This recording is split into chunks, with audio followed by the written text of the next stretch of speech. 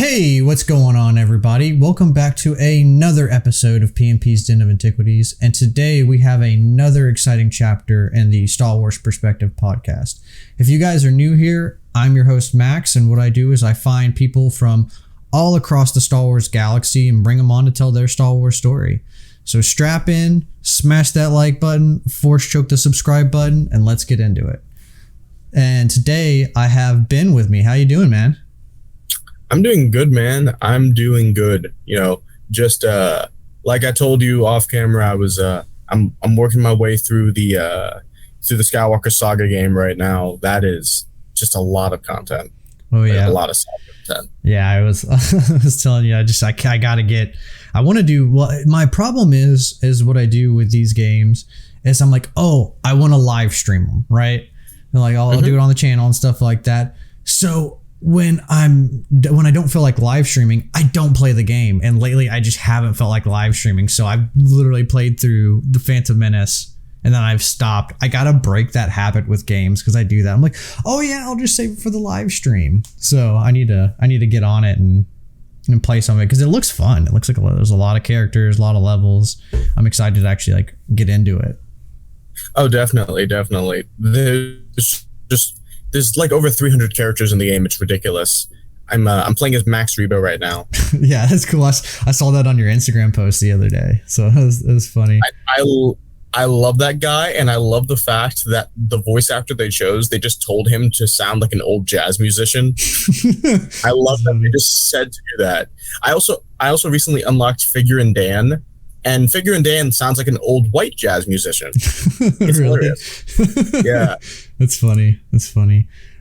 Before we kind of get into everything, why don't you let the good people of this podcast know where they can find you on the social medias? So I'm mainly active on Instagram. I also have Facebook and Twitter accounts, but I'm mainly active on Instagram.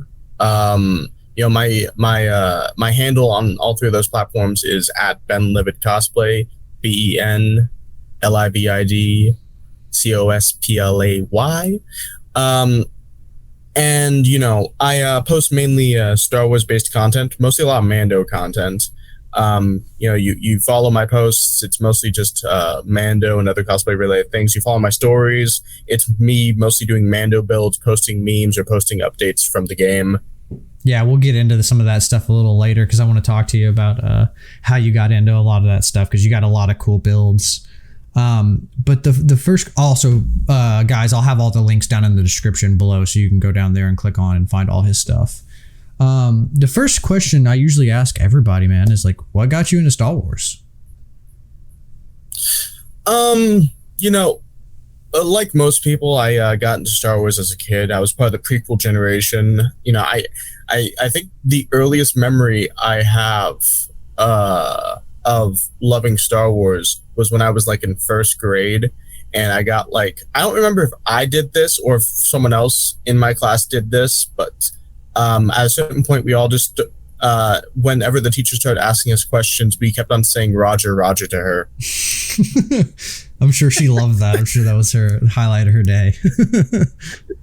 At a certain point, she just started getting annoyed with it. And it's like, just stop saying Roger, Roger. Just stop it. Roger, Roger. Like, I don't think Roger. Oh, it was hilarious. I'm trying to remember what year that was. That was that was 2004. That was like 2004, 2005. So the prequels were just wrapping up at that point, and like we were all like really into them. But I got into Star Wars as a kid. As I got older, my passion started to wane. I still kept up with content. Like I watched the Clone Wars religiously as it was coming out. I remember when episodes were coming out on Cartoon Network for the Clone Wars. So I kept up with that. I also watched the OG Clone Wars when that was coming out from 2003 to 2005. Oh yeah, the 2D one. Yeah, the 2D one that was made by Genndy Tartakovsky, the guy that made Samurai Jack. Oh yeah, it's great, man. That's something I'd love to have just an in-depth roundtable conversation about one of these days, because I feel like that the 2D Clone Wars is vastly underappreciated for what it is and what it did. But that's an entirely different thing. Point is, I can arrange that. We can work let's that do out. that. Yeah, let's do that. Just bring some older folks, older from our perspective, older Yeah. folks together who remember that time and remember that mini series, and we can just chow down on it. But I kept up with stuff. Like I said, I watched 3D Clone Wars religiously. I loved that show. To me, like I've talked to Brendan from Cloud City Conversations about this several times. To me, Clone Wars, Star Wars: The Clone Wars, 2008 is peak Star Wars content. It has not been. It had like that was the best Star Wars had ever gotten, in my opinion, and it hasn't hit that same peak since then. And obviously, the Clone Wars did have its peaks and valleys. But I would argue that the peaks were just so damn high. Yeah. Yeah, that's for sure. They were really high. But I watched Clone Wars religiously, and I was so pissed when Clone Wars got canceled. And I remember when the last batch of episodes were dumped on Netflix, Yoda's Lost Missions. I would just watch those episodes. I would just watch the final season 6, over and over again.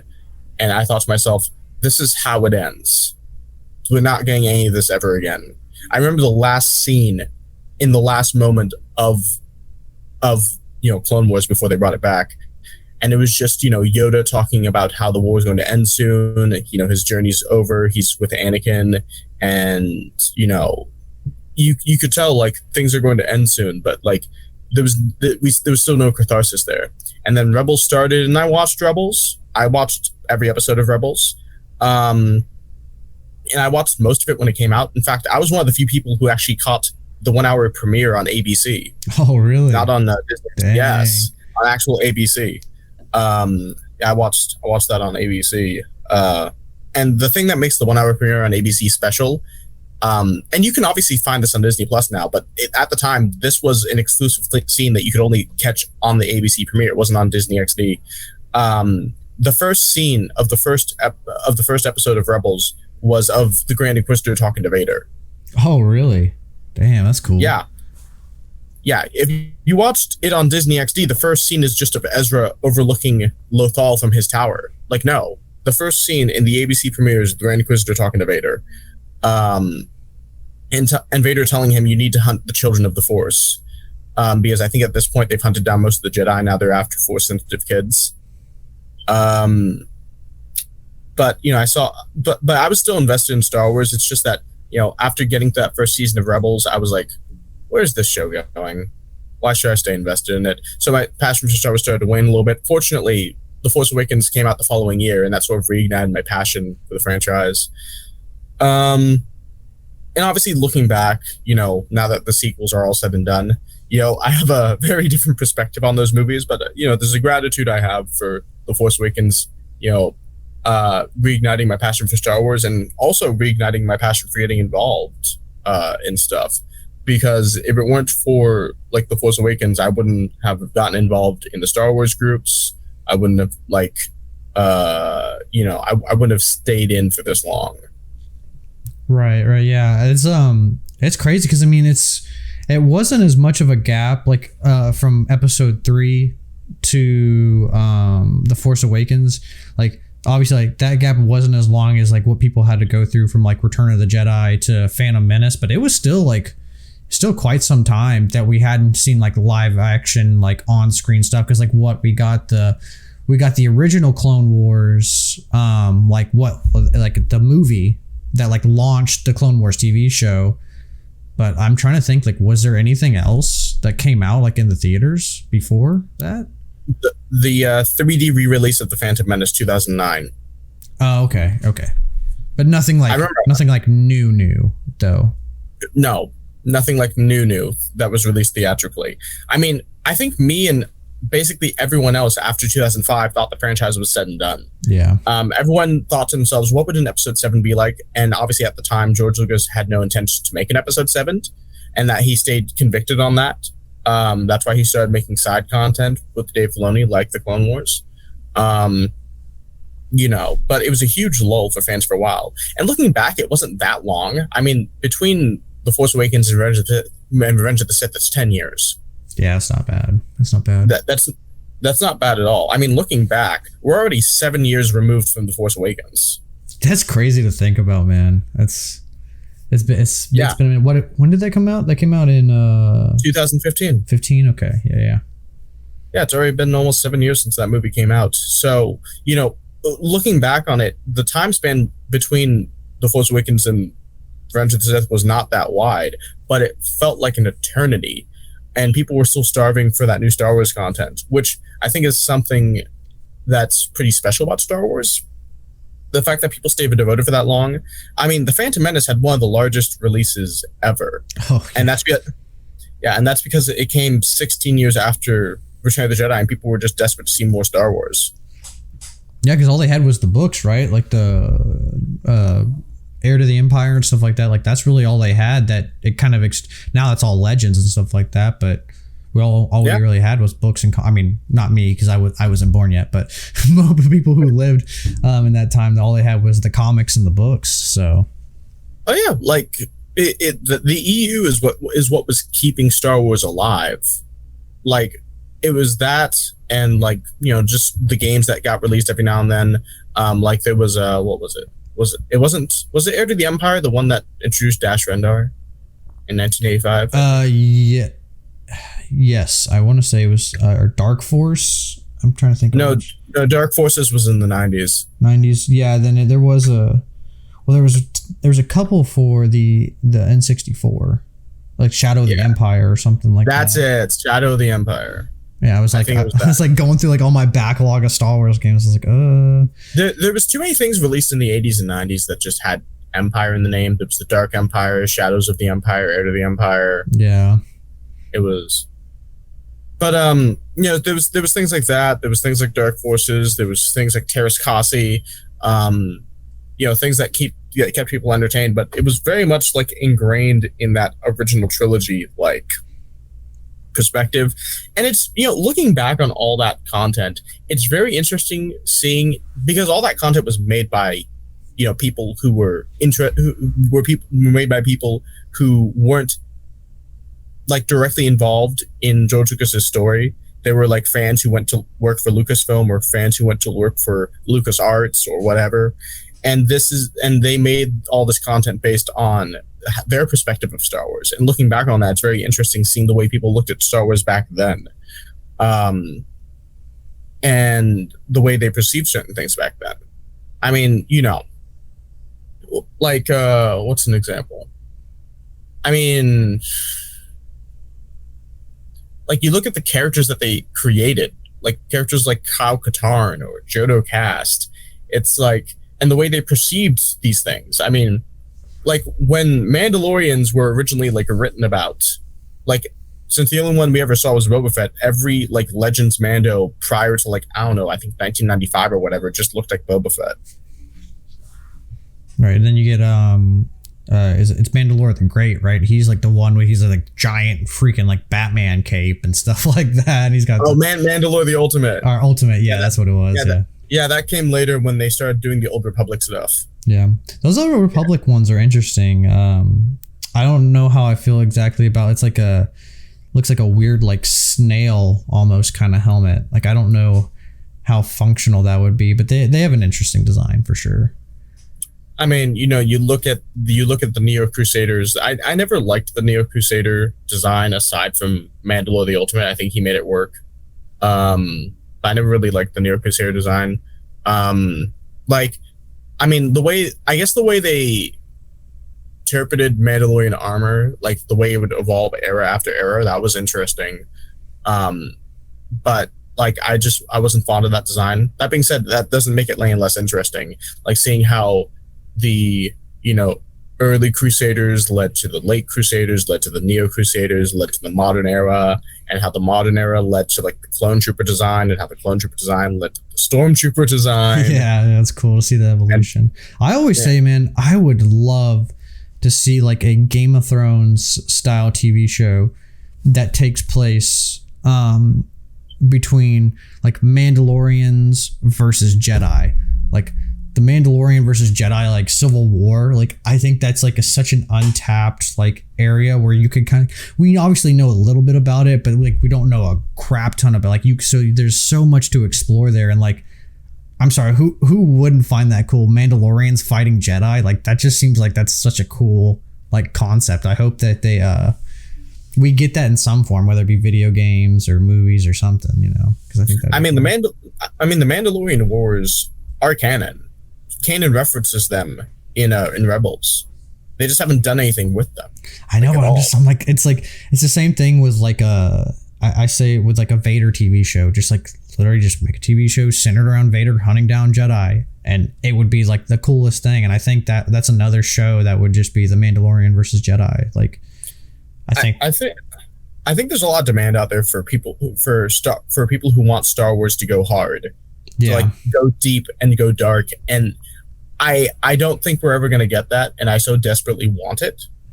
Like, I think everyone wants a Game of Thrones style Star Wars series, and I'm not saying that all the characters have to fuck. I'm not saying that there has to be blood splattered on the screen every 5 seconds, but like, I want some deep content. I want political complexity and nuance and death. Yeah. Well, you like, keep it within the realm of Star Wars. Like, you can like, because I'm all for gritty Star Wars. I think that's like some of the best stuff we've got. Like, even in the Clone Wars, like some of the grittiest episodes are the best arcs, you know, where they just get super down into it. And I think you can do it in a way where it's not like you said, like nobody's like banging, or there's not like blood everywhere, or like all that stuff, but you can still keep it within that realm of like almost like badass, like, you know, fighting and stuff like that, and like depth with like politics and all that stuff. I think there's like a way that they can play it, and I think we kind of got, because I saw a little bit of a glimmer of that in the Kenobi show when Vader's walking down that town and stuff like that, and like I felt like that was the perfect level of like grittiness without pushing it like super too far. You know, because we got a decent amount of grit with that show. Like, he's like stabbing younglings and they're like showing it and stuff. Like George Lucas didn't do any of that. Anakin ignited his lightsaber and then it changes the scene. Like, you actually see Anakin like slicing stuff. So I have hope, but I think I kind of fall into the same boat as you do. Is like, I don't know if they're gonna ever give that to us, unfortunately. Well, the like Disney has a brand, and you know. And obviously we can debate how much of it is Disney and how much of it is Lucasfilm, but the fact of the matter is that there's a brand.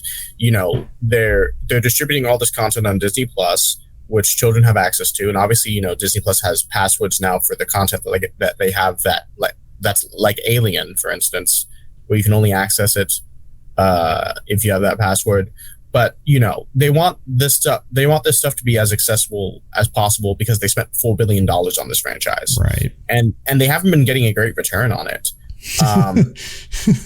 They haven't. I mean, The Force Awakens made a shit ton of money, but that's because it was the first Star Wars movie to come out in a decade. Yeah, the first live action Star Wars movie to come out. Dude, the hype for that was unreal. Like, like it was crazy. The amount of like, I just remember sitting back and just being like, man, it's like you feel like you're back. Like, it feels good to be a Star Wars fan again, almost, you know, with the amount of hype that it created.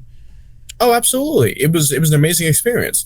But then they milked it. You know, Rogue One came out a year later, and you know, people liked that obviously, but there wasn't a wide enough space to like wait for the next thing. And then The Last Jedi came out, and you know, we could sit here and talk about the reception all day to that movie, yada yada yada. It's a tired argument at this point. The point is, the movie did not make nearly as much money as The Force Awakens. And to be fair, once again, it wouldn't have anyway. But it's still like The Last Jedi only cleared like, I think, $600,000. Wait, not 600 million. My mistake. It only cleared like $600 million total. It lost like 50 million in China. That's people crazy. Just didn't care to watch. Yeah, people just didn't care to watch that movie, and we could talk about why. We could talk about the reception to it, yada yada yada. You know, I think the bottom line is that we had got, at that point, it was 3 Star Wars movies within 3 years, right. And then Solo came out, and Solo is the most expensive Star Wars movie ever made. Is it really?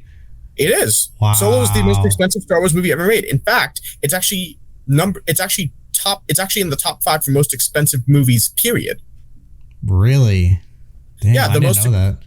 Yeah. The most expensive movies ever made in descending order, I believe, are, let's see, Avengers Endgame, Avengers Infinity War, Justice League, the initial Joss Whedon cut of Justice League, and I'm trying to remember what the 4th one is, but the 5th one is Solo.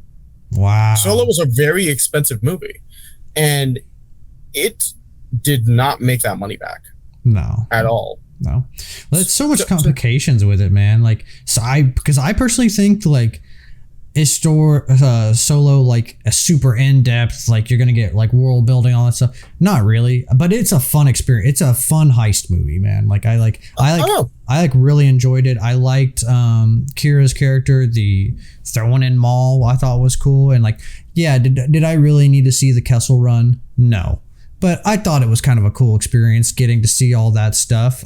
Really, my only big gripe with that movie was that I didn't like how he got his name. It was just like, oh, you're a loner, Solo, and I'm just come on. It was kind of cheesy. And they keep doing this in Star Wars content. It's like, okay, this is how you got your gun. This is how you got your name. This is how you got your nickname. This is how you got this is how you got your most famous story that you flaunted to old men and little boys. This is this is how you brag. This is how you do your shoulder shrug. It's so like, and they keep doing it and everything. Like at the end of Kenobi, they explain why Kenobi calls Vader Darth. It's like, he's doing it to taunt him. Right. Yeah. Which we already knew, by the way. We already knew that, but like they felt like they had to confirm that. Well, speaking of Kenobi, did you hear about that article about the guy who was originally, because we're talking about Solo and stuff like that, and I think Solo affected a lot of this stuff. The guy who was originally wrote Kenobi, who was going to do the 3 movies. Did you hear about that article? I did not. Yeah, so there was going to be 3 movies, and it was going to basically be 3 movies of seeing Obi-Wan from where we left him in Revenge of the Sith to how he turns into Ben Kenobi, like old Ben. And like, the first one was going to be his journey, kind of getting back on the horse. Second one was going to be spirituality. And then the third one was kind of going to be him turning into, old Ben.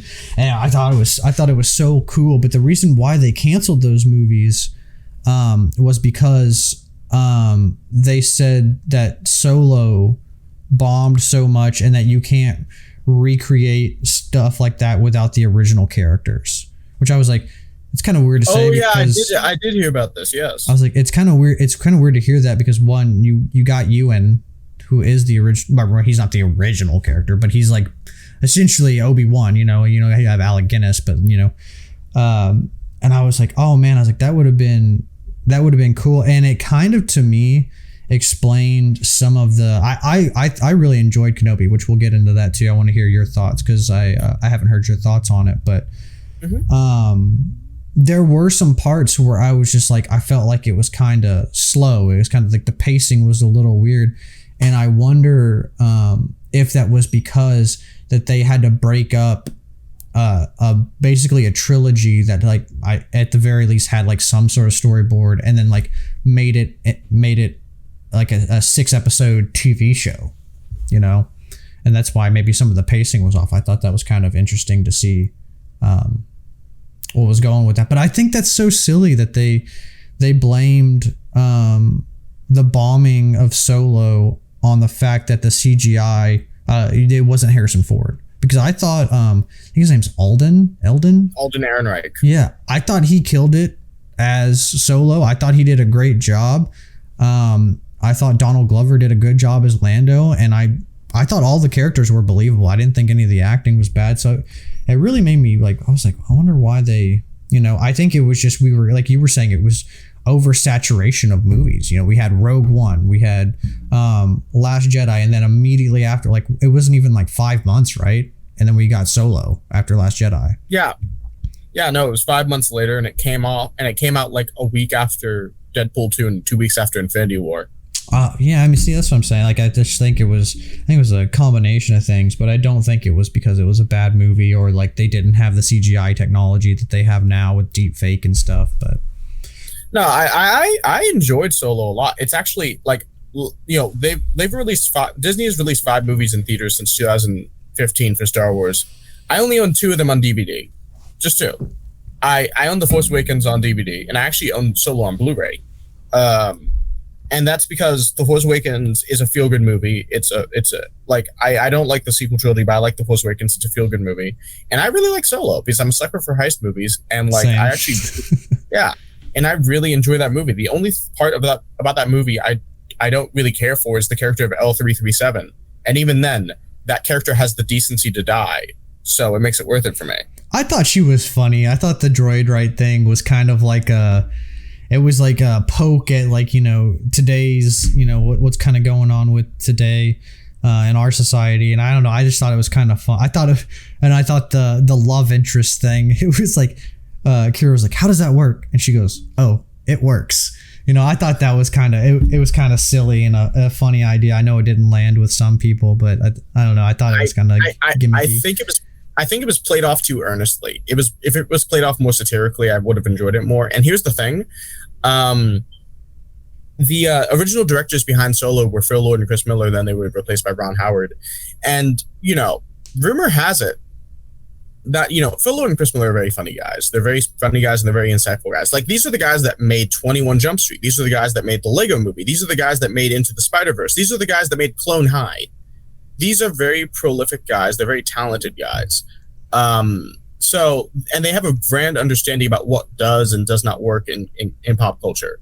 And they've been making like jokes, poking fun at everything for 20 years. Like, if you ever watched Clone High, it was a one season show. It was a 1 season cartoon made in Canada about a bunch of teenage clones of famous characters that went to high school. So you had like teenage Joan of Arc and teenage Abraham Lincoln and teenage JFK and teenage Cleopatra and teenage Gandhi, just going to high school together and, you know, getting into nonsense. Oh, I haven't seen that show yet, but I'll definitely add it to my list. Yeah, it was really fun. It lasted only 1 season. It was a really funny show. It was sort of like Dawson's Creek in a lot of ways. It was supposed to be poking fun at that. But the show was very insightful for the time. In fact, there's like the Christmas episode isn't a Christmas episode. Since and this was 20 years ago, since Christmas is apparently too offensive, they have an all-inclusive holiday called Snowflake Day. This was 20 years ago, and they did that in this TV show 20 years ago. So these are insightful guys. And the rumor is that when they wrote the character of L337, that character was supposed to be a parody character of today's modern activist. Oh, okay. I mean, I can see that. I can definitely see that for sure. Yeah.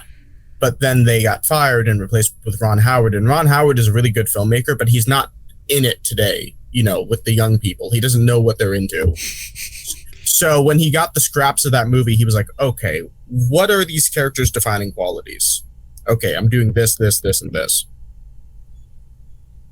So, I mean, that's just the rumor of what Lord and Miller were doing. I'm inclined to believe that was their intention, but, you know, we'll never know until they release the Lord and Miller cut. # release the Lord and Miller cut. Yeah, that'd be cool. # maybe not even Solo 2, but like do like a Crimson Dawn show or something and sprinkle those characters back in, or, you know, something. Well, Solo was supposed to be a trilogy. Yeah, it's sad because I think it would have done really well with those characters. Yeah, it would have, and I like the cast they chose. I like Alden Ehrenreich. I think he's a really good actor. If you've ever seen Hail Caesar, he's amazing in Hail Caesar. He was also in a movie called I'm pretty sure I either saw this movie on TV or in theaters. I think I saw it in theaters. It's a movie called Beautiful Creatures. Alden Ehrenreich plays a small town boy who falls in love with a witch.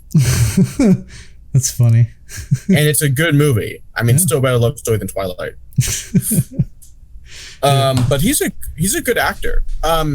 This is actually something I've been meaning to watch. There's a show on Peacock called Brave New World. It's an adaptation of the book Brave New World, written by Aldous Huxley in 1932. I just finished listening to that book on audio, and the main character in the book, there's actually two main characters in the book. There's a character named Bernard Marx, and there's a character named John the Savage, who is basically a white Indian. Anyway, in the show, I haven't started watching the show yet. I'm going to now that I finished the book. In the show, John the Savage, who is the main character, is played by Alden Ehrenreich. Really? That's cool. That's cool. Yeah, he's been popping up in a whole bunch of new stuff. Like I've seen his like face like more and more. So that's good that he's getting out there. No, I'm happy to see him and stuff, but I like that cast of characters that they chose for the movie, and I think that if they had continued, it could have worked. But I think the issue is that they were just pumping out Star Wars content too fast, and people were losing interest. I mean, you look at the original trilogy; you had 3 years between each movie that came out, and then you had a few books and comics here and there, and you had a few specials, like the Star Wars Holiday Special came out in '78. You had a book called Star Wars Splinter of the Mind's Eye that also came out in '78. You had the Star Wars Muppet Special in 1978. So you had things like that, but it was like 3 years dry between each movie. And then you have the same thing in the prequels. 1999, 2002, 2005, just 3 years of dry content. You had things here and there. You had the 2D Clone Wars that came out from 2003 to 2005, and that show ended like 2 months before Revenge of the Sith came out. But people had to wait for their dinner. Yeah, no. They had to wait for their meal. And Disney was all like, "Oh, let's milk it," and they're still doing it. They're just doing it differently. I mean, after Rise of Skywalker came out, and it was running concurrently with The Mandalorian season 1. Then Mandalorian season 1 ended, and you got to 2020, and 6 months later, that's when we got Clone Wars season 7. And then we got Mandalorian season 2. And then after Mandalorian season 2, we had, what was it? I think it was Bad Batch. Yeah, I think you're right. Yeah.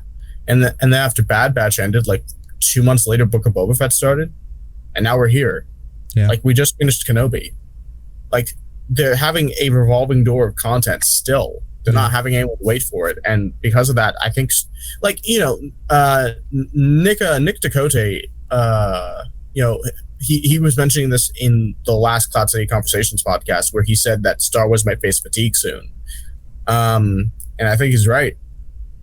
Like, I think Disney's thinking to themselves, if we just keep it on TV and have people wait for the next movie, they'll stay invested. Well, no, because that's not how this works. The reason people were still invested in Star Wars, in the past, is because the content was sparse, and the content they did get wasn't comparable to like a film. You had like cartoon series or books or video games. You had experiences that people could enjoy, but it wasn't comparable. So when those things did roll around, people genuinely appreciated them. We're getting movie budget quality TV productions now, and people just aren't going to be invested the same way when a new Star Wars movie comes out. And also, here's the problem: we don't know what the next Star Wars movie is going to be. Yeah, yeah. It was supposed to be Rogue Squadron, but that's been put on permanent hold. Yeah, I guess the next one would be Taika's. I guess, because we got Taika, we got Ryan, and then I don't even know if this is a thing, but like I heard somebody saying that like Kevin Feige was gonna get a movie or something like that, and I'm just like, he's doing Marvel. I don't know how the hell he's gonna be able to do a Star Wars movie and keep on with all the Marvel stuff that he's doing. Apparently, they're still working on Rian Johnson's trilogy. Yeah. I mean, dude, honestly, I think give Rian Johnson something that doesn't have to do with main characters in Star Wars. Let him go do his own thing. And I think he could make a good Star Wars movie.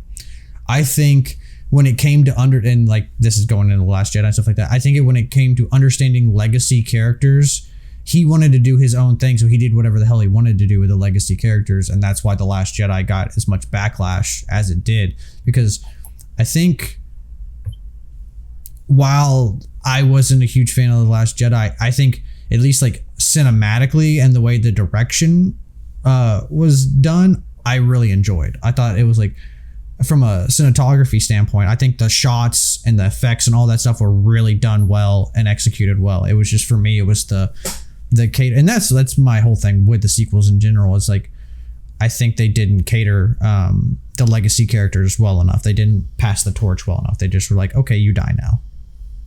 Oh yeah, they didn't. There was no respect there at all. And there was difficulty because like, people blame Rian Johnson a lot for the sequel trilogy. J.J. Abrams was the one who started the damn thing. Yeah. And J.J. Abrams set up the story in such a way that there was very little options. Like, why would Luke maroon himself on an island? Well, you have to answer that question, and let intergalactic fascists take over the galaxy. You have to answer why Luke would do that. Why and also JJ is the one who killed Han Solo. Yeah. Everyone says, "Oh, Harrison Ford wants to die." Well, yes, he did, but also JJ is the one who wrote it into the damn movie. Yeah, which honestly, I didn't even mind that. I just was like, when they made him like he just like went back to smuggling or something like that. I was just like, you're gonna tell like it like.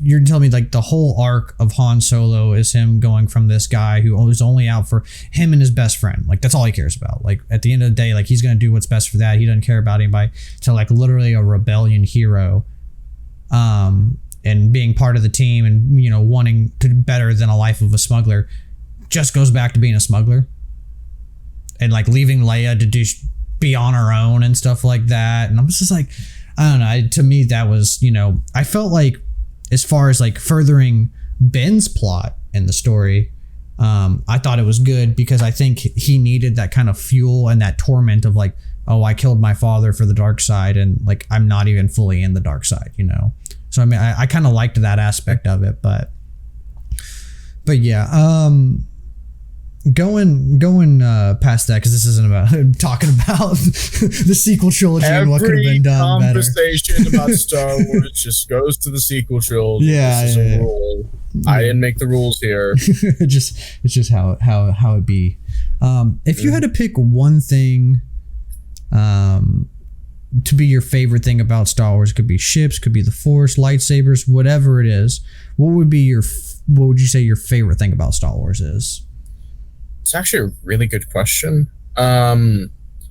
This is actually going to be very interesting because what is probably my favorite aspect about Star Wars is also what I think is hurting Star Wars a lot right now, and that is the theme of fatherhood.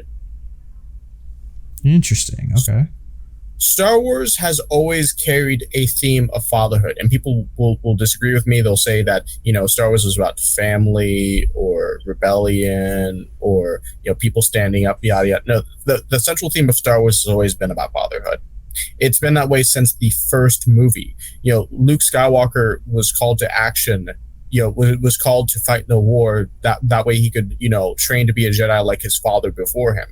Ben tells him that, your father was a great warrior and a cunning pilot and a good friend. And, Luke Skywalker has to, follow in his footsteps.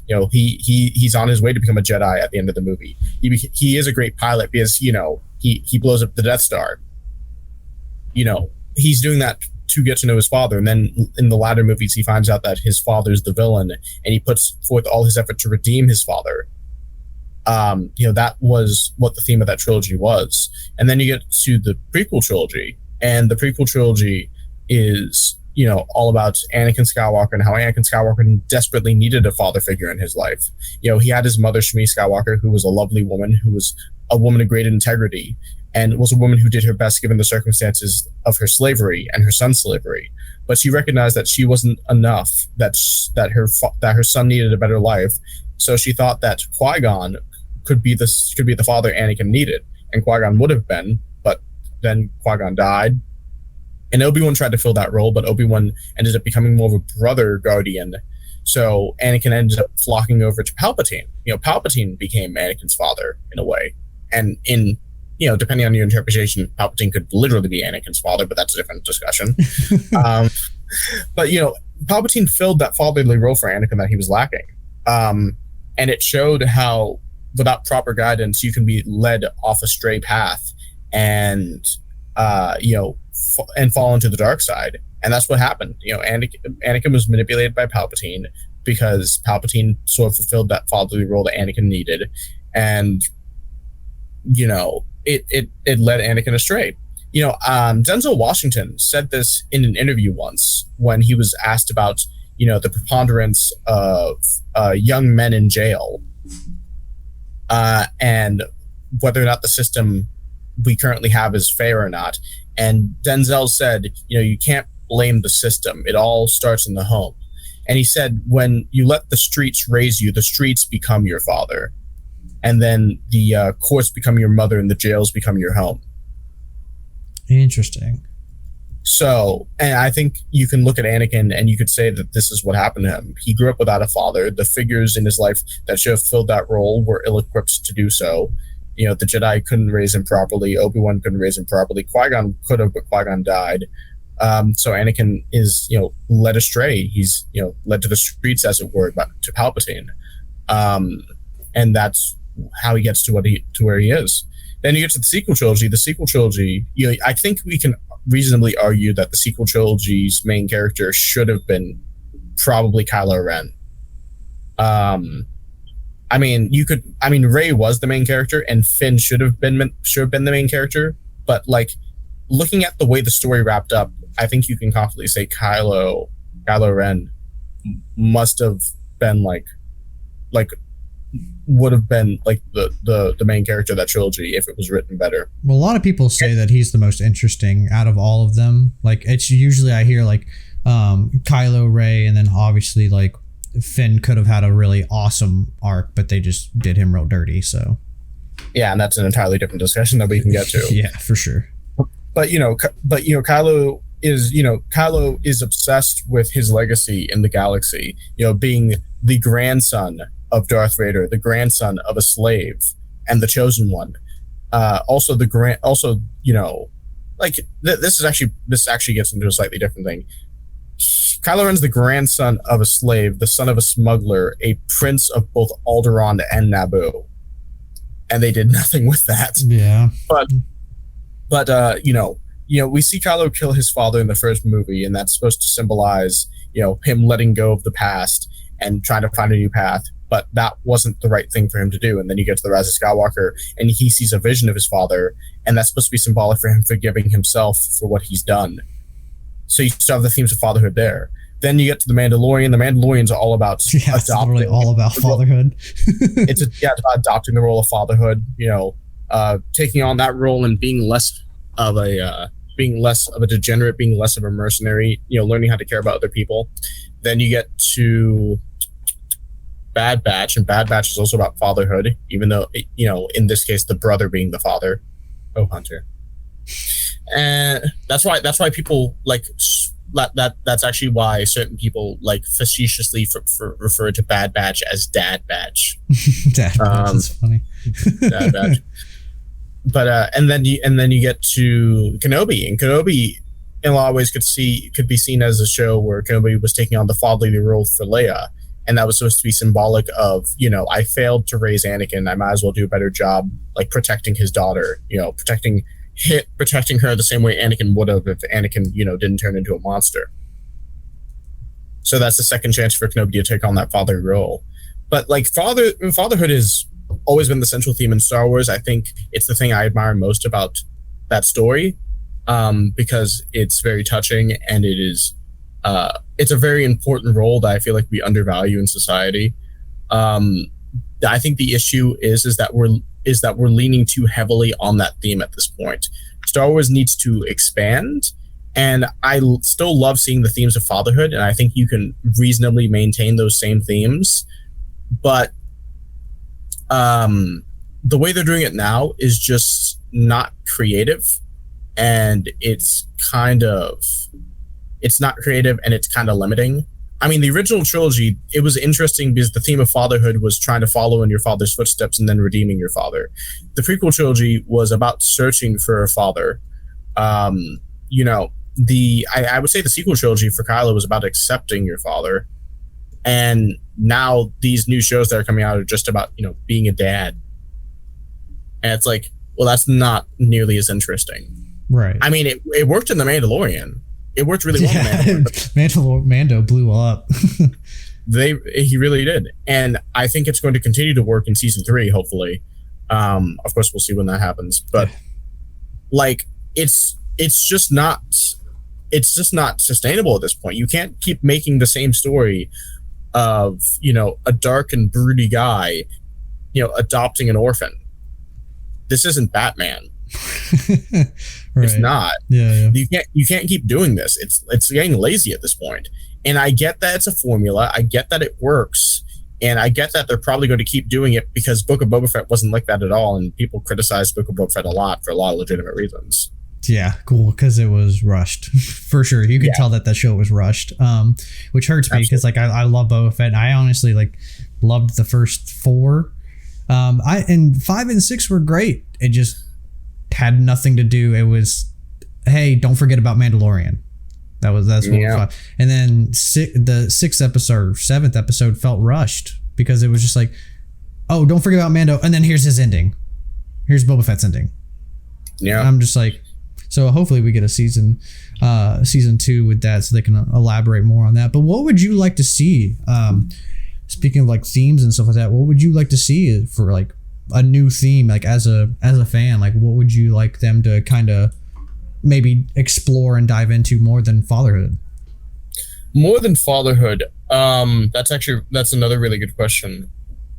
Like expanding on what Star Wars is about. I think, I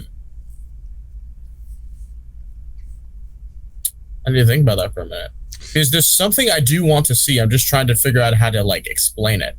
Because for me, I think a lot of what Star Wars is missing is the mythology part of Star Wars. I feel like you're right. There's a formula that they're following, and obviously sometimes it works, sometimes it doesn't. But like, I don't know. I just felt like I was watching the like original trilogy yesterday, and you can feel those themes of like the hero's journey and the overarching of what Joseph Campbell does and how George Lucas interpreted that. And I feel like a lot of that's missing kind of within the writing. Like when you watch Star Wars, you're really supposed to feel the Force. Like even though the Force isn't real, right? Like we don't have the Force doesn't exist. Like when you watch those movies, you feel like you can connect with that spirituality of the Force and you understand those concepts.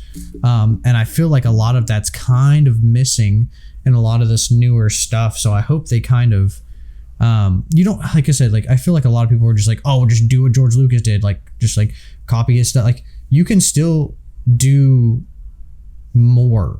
Like you can still like do your own thing, do your own style, but still kind of have those like conveying underlying themes that he brought from a lot of like mythology and all that.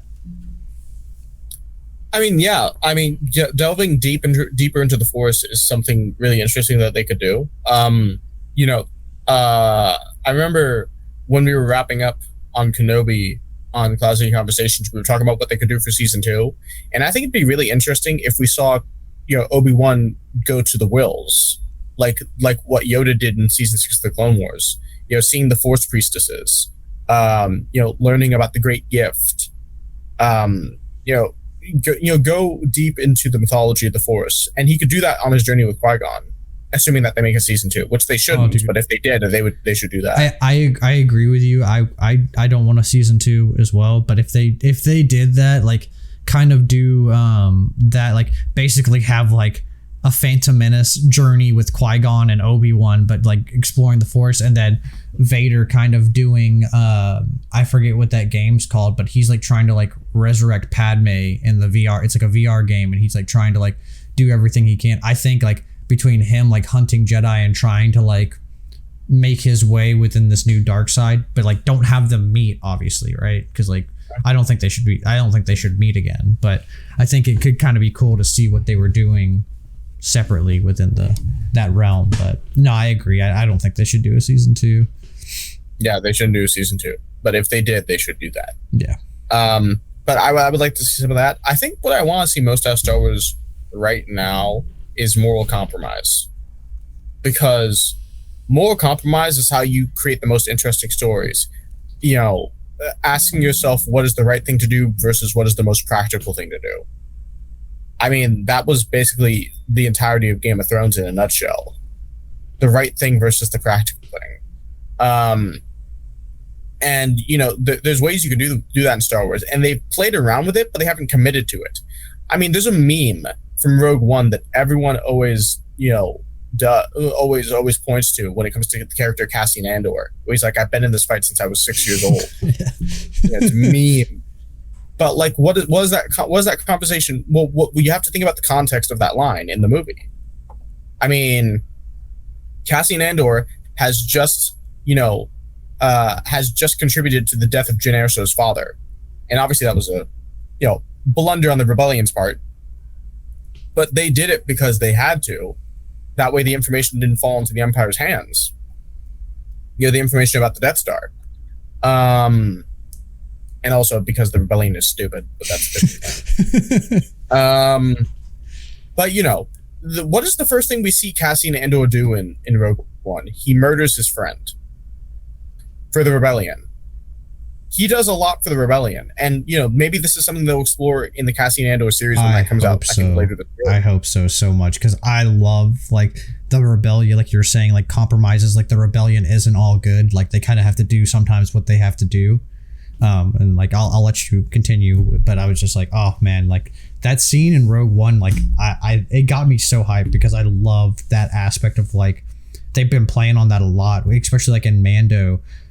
When they go in season 2, when they go steal Dr. Pershing, and he's how many people you guys destroyed on that Death Star? How many lives were lost and stuff him did the conversation between, and I love that kind of what you're saying, that debate of whether what's good, the good choice to do, and what's practical, Oh yeah, no, that was probably one of my favorite scenes in the entire show.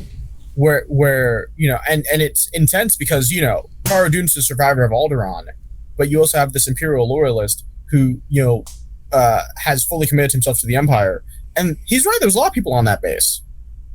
Millions. And people say, millions, and people always say, oh, well, who cares? They're all intergalactic fascists. It's no, there's a more nuanced perspective than that to this, but I just love how he says, destroying your planet was a small price to pay to rid the galaxy of terrorism.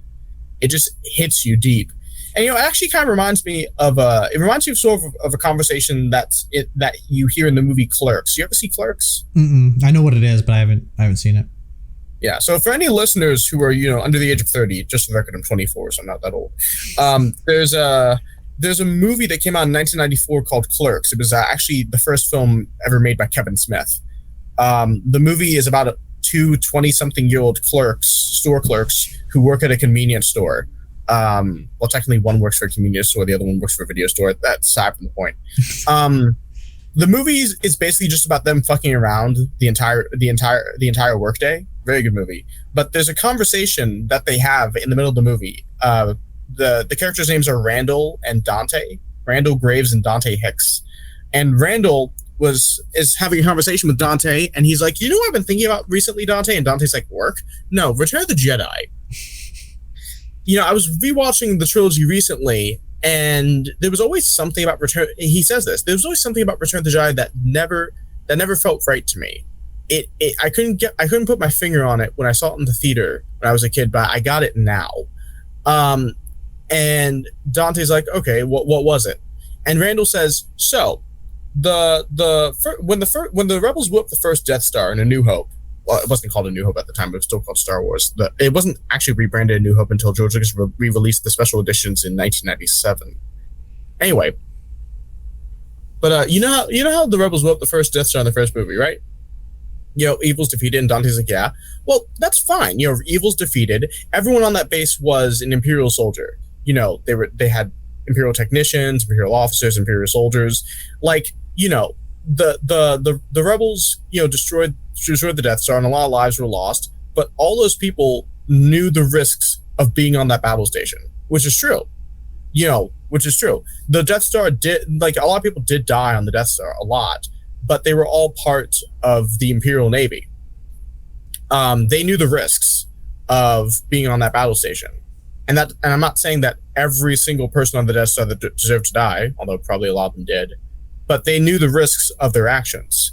But Randall brings up an excellent point. The second Death Star still wasn't completed. It was 4 years later. The second Death Star was still under construction in that movie. And Dante says, well, what does that have to do with anything? Well, what that means is that the Empire had to get this battle station done quickly, and they had to get it done quietly. And what that means is that they probably hired independent contractors, anyone they could, to finish the battle station. So when the rebels blew up the second Death Star, they didn't just kill Imperials, they also killed a bunch of innocent civilians who were just hired on a job. They and Randall says something along the lines of, do you think those independent contractors, had any political affiliation to the conflict that they end up getting wrapped up with? They were just happily doing their jobs, trying to feed their families, and then they end up getting blown up by a bunch of left-wing militants.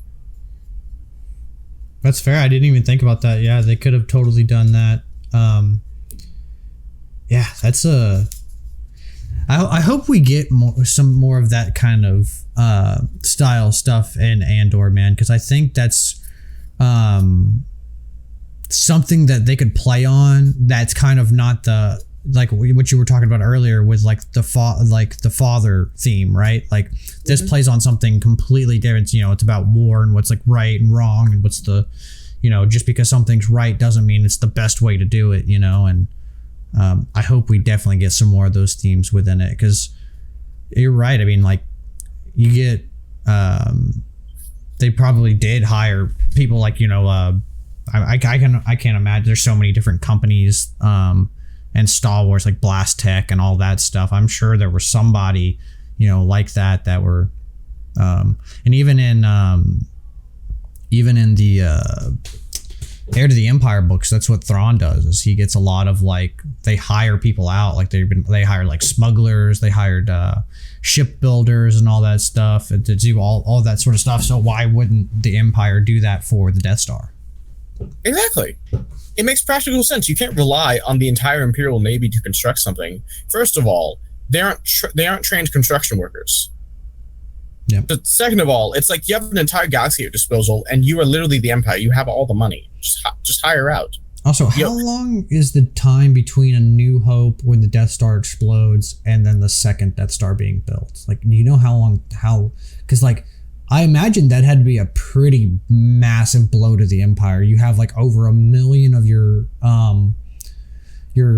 troopers and mechanics and all that stuff being lost within an instant. Like, I imagine they would have had to, because I imagine that the Empire is massive, obviously spans multiple planets and all that stuff, but losing 1 million troops, I imagine, is definitely a big hit to your Empire. Well, it also took like 19 years to finish the Death Star. Like, people forget, like, Revenge of the Sith, at the end of Revenge of the Sith, you see the beginning of the construction of the Death Star. You see the beginning of the construction. And as of Rogue One, like, in A New Hope, we have no idea, like, how long it's been since the Death Star was finished. We just understand that it was recent. It was recent enough for the rebels to steal the plans for it. Right. But, like, in Rogue One, you see the satellite dish get pushed into the Death Star. That's it getting finished. So it took them 19 years to build the first one. According to the canon timeline, between A New Hope and Return of the Jedi, it's 4 years. Dang. So they were booking it. Yeah, they probably hired a bunch of independent contractors. I don't think slavery would have finished the Death Star quick enough, even though they did have slaves. It had to be independent contract. And I think we see like a crane or something in Return of the Jedi when like Darth Vader's cruiser is flying in. Oh, really? Really? Yeah, I think we see a crane or something. Yeah, because the first one was built by I can't remember. Geonosians. Yeah, Geonosians, right? Because that's in the Rebels episode. It's like that's why they wiped out. Like they literally had the Geonosians like help build, and then they like basically committed mass genocide on their planet, right? That was the gist of that Rebels episode. So, man, that's crazy. That's crazy that I would. Yeah, I didn't even think about that. But yeah, hopefully we see more of that in Andor. I had been kind of like about Andor. Like I didn't dislike Rogue One. I actually really enjoyed it. There's a lot of scenes in there that are great. And I'm excited to kind of see hopefully a little bit more of the grittiness of the rebellion.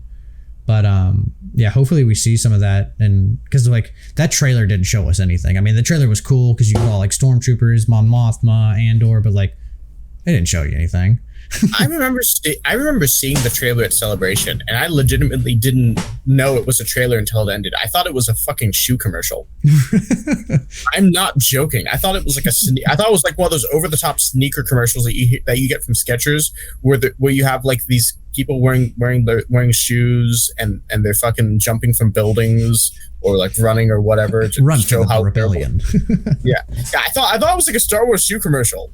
I legitimately did not know it was the trailer for Andor. Well, they did do a lot of that stuff. They did with Lola and Obi-Wan with that car commercial or whatever, and C-3PO, and it's literally like they're walking off set or whatever, and then it just starts. Exactly. I legitimately thought it was. I mean, I was looking for like I rewatched the trailer after Celebration, and I was like, okay, this actually looks good. But at the time, I legitimately thought it was a shoe commercial. I legitimately thought it was a shoe commercial. I mean, I'm looking forward to Andor, though. I didn't ask for it, and I've said this several times over the last few years. This is not a show I was interested in. This is not a show I asked for whatsoever. I don't even particularly enjoy Rogue One, and I don't care about the characters, but I'll watch it. Hopefully, it scratches that Star Wars itch that we've been missing. I hope so, man. And dude, for the love of God, can we get some more Star Wars games? Like, obviously, like I'm a big video game guy because like that's what I'm into. But like, can we get like something like as much as I love Fallen Order and Star Wars Battlefront 2 was pretty good. Like, man, that's all we got. I mean, I'm not even talking about like the phone app games because I don't consider that stuff. I mean, cool, but like, who cares? But then we're getting that Hunters game. Which looks cool, but that's only for phone apps and for the Switch.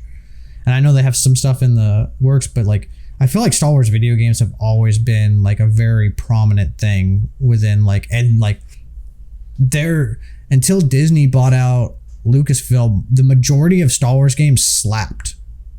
Like they did. I think like, Battlefront 1 was kind of meh. Like it looked like a Star Wars simulator to me, in my opinion. Like I played a lot of it, but like I wasn't. Battlefront 2 definitely did better. The story was really short in my opinion. I think they could have made it longer. I liked the story. I just wish I didn't verse you. I wish there would have been a longer turn for her. Like I'm cool with her joining the rebellion. I thought like basically a Imperial like Shadow Trooper squad was a cool idea. I just would have liked to play as them a little bit more before turning. And then while the online wasn't great at the start, I really feel like they pulled it home towards the end. But man, we need some more Star Wars games. Definitely, you know. I mean, before LucasArts was shut down, they would release like Star Wars games every year, like every single year. And they were still working on games when they shut them down. I mean, you know, everyone's been crying. Yeah, everyone's been crying home about 1313 for years, including me. I literally based one of my Mando kits off the concept art. So everyone's crying home about that game for you, but they were also making a Darth Maul game at the same time. Dude, I know. I was so sad about that. I was like, that looks so cool. I mean, I know they didn't have like, it was still like really, really early development. Like from what I've like listened to, they didn't have they basically had that trailer. And that's like what they had for the game. But like, man, to be able to play as Maul for like a whole video game of like basically even like do it like right after he escapes from Ahsoka in episode whatever it is of the Clone Wars. I forget I know it's one of those arcs, but I think that would have been so cool to see him like just do stuff, but nope, sadly. Maybe one day. It is what it is. And I think they were working on Force Unleashed 3 as well. I think that also got canceled, which was unfortunate because that was a really cool series. I mean, it was, but the story for Force Unleashed 2 was kind of fucking ridiculous. See, I liked the story for Force Unleashed 2. I just thought it was short. Like, I felt like there was a lot of stuff. I think cloning Starkiller was a cool concept.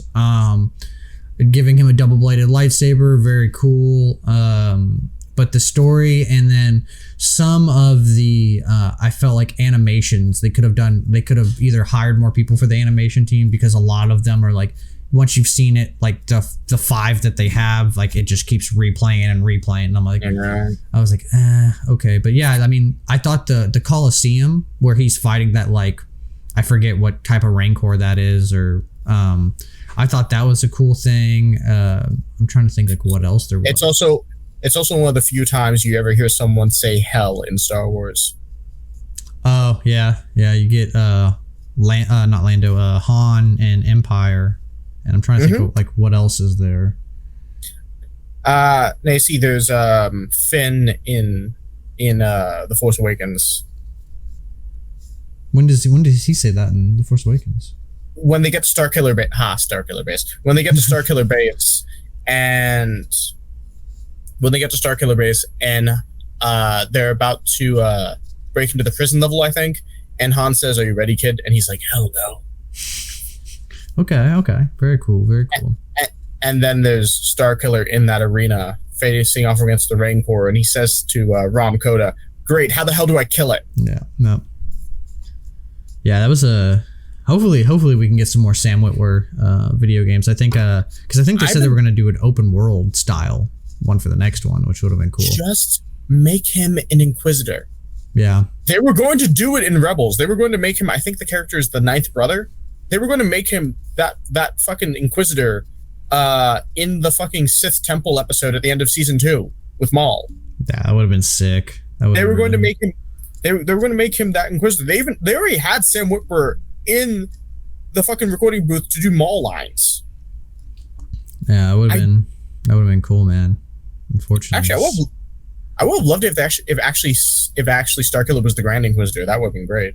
Yeah, that would have been sick. Well, the thing is like, okay, so they're like, oh, you have to, like, Starkiller doesn't work for like the TV shows and movies and stuff like that.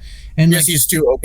Yeah, but I think there's still a way that you could lessen him, not make him as overpowered, but still, like, what Sam Witwer said, he was like, yeah, he's like, a lot of the things that you see in the video game, he's like, I like to kind of think of them as like stories that were told about Starkiller. So maybe those events didn't play out exactly how you saw them in the video game, but it's kind of like, if you've seen Hercules with The Rock, you know how like he has like a whole team with him, but it's like him doing it, and then he has somebody spinning the stories of like, oh, Hercules alone killed like the giant boar and killed like the basilisk and all that, you know, stuff. Yeah, doing his labors. Yeah, I think you could kind of have the same thing with Starkiller, to where like maybe he didn't pull a whole ship out of the sky. Maybe the ship was already coming down or something like that. But the way the story was spun is that he pulled it out of the sky, you know, because I thought what would be cool, because Heir to the Empire is on my mind, because I literally finished reading it a week ago. Instead of Jorah Sabaoth, have you read those? Oh, okay. Well, there's a Jedi called Jorah Sabaoth, who he's like a dark, they find him like guarding Mount Tantus. He's like a dark Jedi that was supposed to be killed in the Clone Wars, and like he turned out to be a clone. Like it's not like a super big spoiler, but I was like, man, tell those stories, because you could still have that instead of making it Jorah Sabaoth. Make it Starkiller, make it the clone, because like in the end of episode, at the end of the second video game, the alternate ending, he's like, Vader clones more of him. Like he's like, did you think you were the only one? And the Dark Jedi comes up. Like, make that Starkiller, you know, or make that Jorah Sabaoth. But yeah, that'd be cool, man. That'd be cool. But maybe one day we'll get. I think they got a whole bunch of games in the world. They got the clips that we probably won't see till 2030. But that's. I mean, Sam Witwer doesn't age, but everyone dies eventually. Yeah. Come on. Yeah. I mean, Sam Witwer's, I think, 42. Yeah. So he looks amazing for his age. I've actually met him like 3 times. He looks amazing for his age. That's crazy, really. Yeah. I haven't met any Star Wars people yet. Oh yeah, no, I've met a bunch of Star Wars actors when I was like coming out of my teens. Yeah, I've met Sam Witwer like 3 times. Last time I saw Sam Witwer was back in 2019. I ran into him randomly at Disneyland. Turns out he was there for his birthday. Really? That's cool. Yeah, no. I remember that day too. I was actually pretty depressed that day, but yeah, I went to Disneyland to clear my head. I ended up walking through Star Trader before I left. I was about to walk out the park. I was like, hey, let me walk through Star Trader, because that's the Star Wars gift shop outside of Star Tours. Because that always picks me up going through there. And I walk into Star Trader, and randomly Sam was there. He just got off Star Trader. He just got off Star Tours. That's crazy, dude. Yeah, it was hilarious. So I was like, oh my god, Sam Witwer. and he didn't recognize me, obviously, but I'd met him a few times. I popped a selfie with him right there, and then he walked out. It was cool. Yeah, actually have it posted on my IG somewhere. I'm wearing my my Make Star Wars Great Again hat, red hat that says Make Star Wars Great Again. Nice, very cool. Yeah, but I love Sam Witwer. How did we get to this point? What were we talking about before Star Color? We talking about video games, and then we moved from I don't even know. We go down these rabbit holes with these podcasts. But I want to talk a little bit about kind of what got you into doing cosplays, man. Like what kind of started you down that journey, and then like why did you pick some of the cosplays because you have so many of them that are just super cool. What kind of led you down the path of picking some of those as well? I mean, why does any man do anything? I'm into girl. Okay. There was this girl I knew in high school, and I had already been loosely introduced to cosplay at that point. I'd been to like one convention. It was WonderCon, which is a convention held at the Anaheim Convention Center. They held it March every year, late March, early April. I go every year as well. It's my favorite con. It was my first convention I ever went to back in like 2014. But I was already loosely introduced to that environment. But I met this girl in high school, and turns out her entire family cosplayed. She went to conventions and events all the time. She volunteered with this cosplay charity group. So I was like, oh, that sounds awesome. And she showed me some of the stuff she did, and I was like, oh, I need to like get on top of my shit. So over the next year and a half, I pumped out something like 160 cosplays. Oh wow! That's crazy. After a while, I started getting exhausted. I think I'm currently at 178. I'm slowing down. Dang, dude, that's a lot. I need to get on your. I still have yet to have done one, but I need to get on your level of being able to crank stuff out, man, because that's awesome. It is exhausting and expensive, but I was passionate about it, and I went to every event. I went to everything. Like SoCal has a lot of events happening constantly, and I would go to all of them constantly. And people would notice me. I would always pump out new things. But I just got really invested in that life. I got really invested. It was like my release. It was it was sort of like a vacation I would give myself every couple of weeks. I would just do something because there was always events happening. And I got super involved in the community, and then eventually I was already involved with the Star Wars groups at that point, but I got deeper into that, and I started teaching myself different skills. Like a good friend of mine, I'm actually going to be seeing him later. He taught me the basics of how to make armor, and then I just started spinning it off and doing my own thing. And he's acknowledged this. At this point, I've sort of surpassed him in just ability. And I learned how to sew from my Spanish teacher in high school, and I just sort of kept working on that, and I've made entire cosplays from scratch. At a certain point, it was just about me wanting to get better and better and better at doing what I did. Very cool. So what was your first cosplay you ever did? Captain America. Really? Okay. Which version? First Avenger. Really? The first Avenger. Okay. Yep. Okay, cool. Do you have that on your Instagram? Somewhere. Funny thing, I was actually wearing the jacket yesterday because it started with the jacket. I got the first Avengers jacket as a gift for my 14th birthday. It's probably somewhere on my Insta. I'll send it to you if I find it. But it's that was my first cosplay, and it's because I love the first Avenger. Like that is. Oh, it's a great movie. I love that movie. Yeah, it's a great movie. I love that movie. And it really just got me into Captain America. And then The Winter Soldier came out. And The Winter Soldier is probably my favorite MCU movie. Oh, I mean, it's so solid, dude. Like it's like ridiculous how good that is. It's just like there's so many different themes in it. There's like, dude, it's great. It is a great movie. But yeah, that was probably my first. That was my first cosplay. I mean, obviously everyone wears like costumes as a kid for Halloween and shit, but that was like my first cosplay. Right. And this you might not have an answer for this one because I know you have so many, but do you have a favorite one? I know that's tough because you've done so many and so many are so freaking cool, but yeah, that's tough. Or maybe one, like if you can't do that, like maybe one that like you just feel like dynamite in, like you're just like, you boost your confidence to like you're from here, and then when you put it on, it's like here. Do you have maybe one of that, like something like that instead of, because like I said, like you have so many good ones to pick from. I know it's hard to pick a favorite, but Lando. Okay. Empire Strikes Back Lando. Very cool.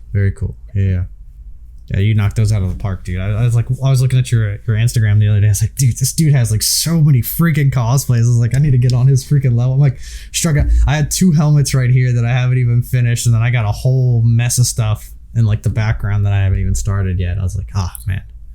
You have the helmets, dude. The helmets are like the hardest part to get, and you have those. Like, just jump on it. It's really just me getting the motivation to do it. But that I always see you making like the coolest stuff, and I'm just like, oh, dude. It's a fun time, dude. But like you're on your way. You just printed boba armor, didn't you?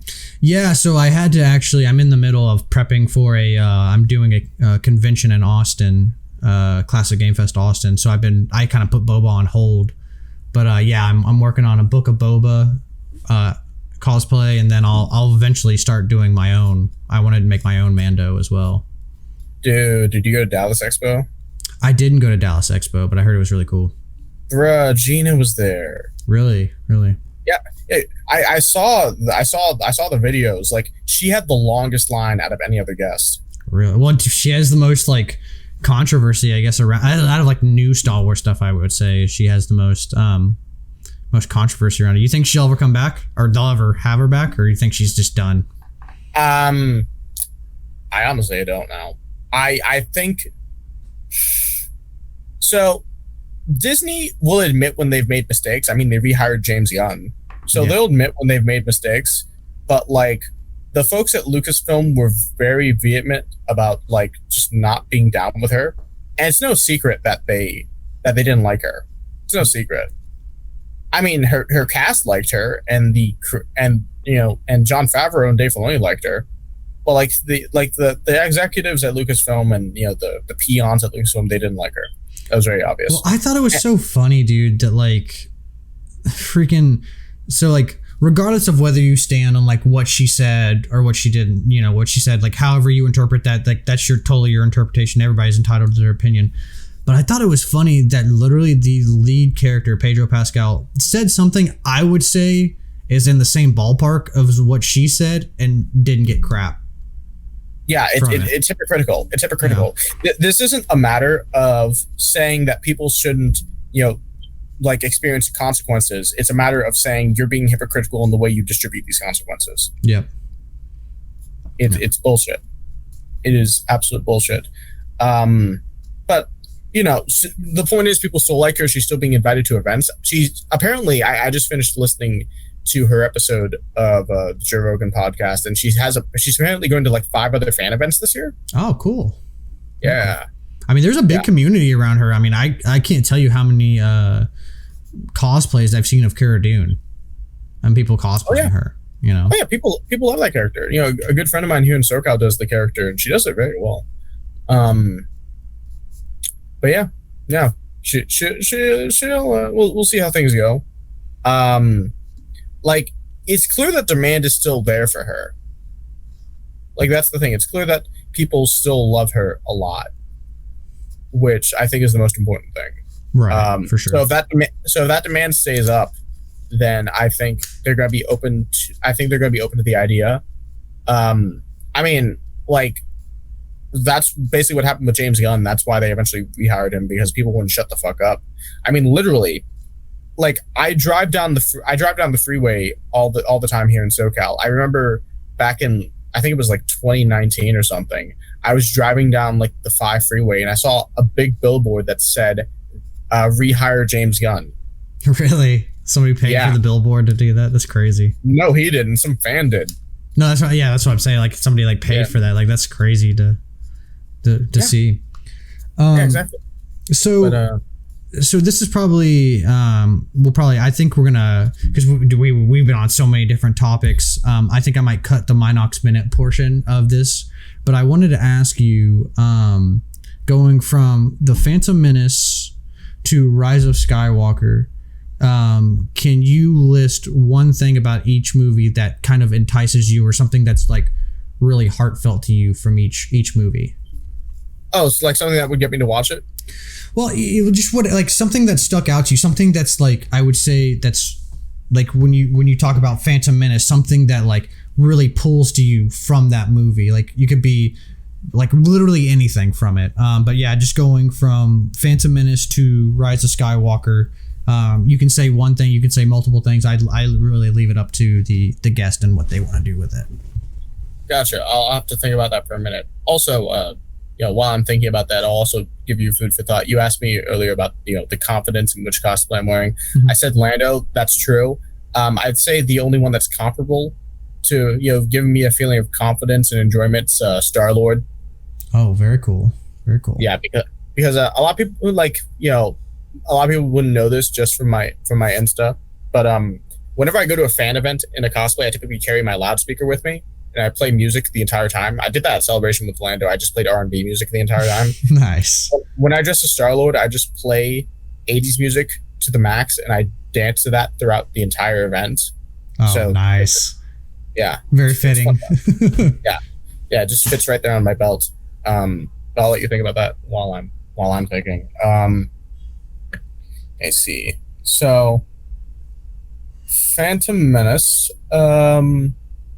Something that really just entices me from the Phantom Menace.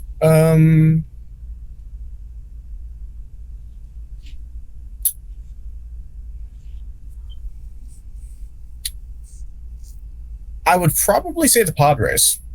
Okay. Very cool. Very cool. That's a great one. Yeah, like the Boon to Eve Classic is just, it's hype for me. Like, I can't watch that race without actually being invested in it. It's like watching NASCAR. Right. I can't believe that was actually going to be longer too. Like George cut some stuff from it. I was like, wow, that's crazy. Yeah, no, I love the pod race sequence. It's pretty great.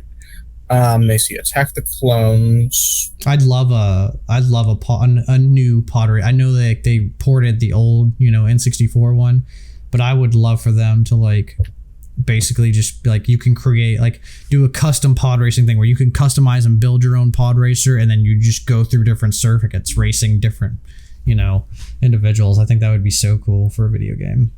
I'd play it. Yeah, I'd play it. But you see, so Attack of the Clones, I would say either the scene with Jango fighting Obi-Wan on Kamino, or Classic. the arena scene. One of those. Another great one. That's actually a good one in Lego Star Wars too. That was like always like in the complete saga, like running around that. Like, that's so much fun. I feel like I've talked to you about this. In almost every Lego Star Wars game, and I say almost because they didn't have this for Lego Star Wars The Force Awakens, but almost every Lego Star Wars game, the arena level always like slaps the hardest. Mm-hmm. It's outstanding. It's amazing in Lego Star Wars 1 and obviously Lego Star Wars The Complete Saga. Like, and you can play that level indefinitely if you just don't complete the tasks, which is great. But it's great in those. It's great in Lego Star Wars 3 The Clone Wars. It's literally the opening level of that game. Yeah, I just started playing that one too. That one's I really like, because I didn't even know that was a thing for like the longest really? time. Yeah, I was like, how did I miss this game? Yeah, it revolved around the first 2 seasons of the Clone Wars. Yeah. No, that is a great game. I actually have that game on disc somewhere around here. I had it on the 360. After I finished the Skywalker Saga, I think I'm gonna buy Lego Star Wars 3 on PC and then just replay it, because I haven't played that game. Let's co-op it, bro. I'm down. Dude, let's do it. Let's fucking do it. I'll let you know when I get it. Sick. Because like I'm almost done with. I'm actually almost done with the Skywalker Saga. I just I finished all the sequel worlds. I'm working my way backwards because there's like I think 18 or 19 planets in the game. So I'm finished with the sequel planets, I just finished the original trilogy planets, and I'm going through the prequel planets. And I'm working backwards like that because the prequel section of the game was the most fun. And the prequel planets have the most environment you can explore. Like if you go to Takadana, it's just one place that you can explore. It's Maz's castle. That's it. You go to Jakku, it's Nima Outpost and the Tumal village. That's it. There's not a lot of environment you can explore. And you go to the original trilogy levels, it's a similar issue. I mean, the original trilogy still has a lot you can explore, but like, you know, you go to Dagobah, it's just the swamp. You go to Hoth, it's just Echo Base. That's it.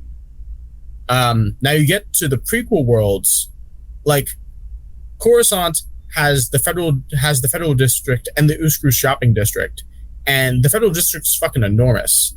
You go to Kamino, you have the entire like Topoka City to explore. It's outstanding. You have frickin' what else is there? There's I thought Naboo was pretty big as well. Like Naboo is really damn big. Yeah. It's really big. You have the entirety of Theed. That's the only one I can contribute to because I only played Phantom Menace. No, you're right. You're right. Like Theed is huge. Theed is huge. So is Gunga City. Yeah, that one's a good one. I like to like walking around that and having all the Gungans say different stuff to me. It's funny. Yeah, it's pretty funny. Just seeing Jar Jar walk. But those environments are massive to explore, and it's I think it's a testament to what George Lucas did in the prequels. He really put a lot of effort into like building those environments. Yeah, he did. But yeah. So, but yeah, let's go. I'll let you know when I get Lego Star Wars 3, because like I said, I'm almost done with the complete saga. Like all I have to do is work through the prequel worlds. And to be fair, the prequel worlds, like I said, they're big, but I've already burned my way through the sequel and original trilogy planets. Well, it's always more fun to play with friends, so that's why I'm like, I've never played 3 before, so it'd be cool to experience that and play. So like, I'm definitely down, man.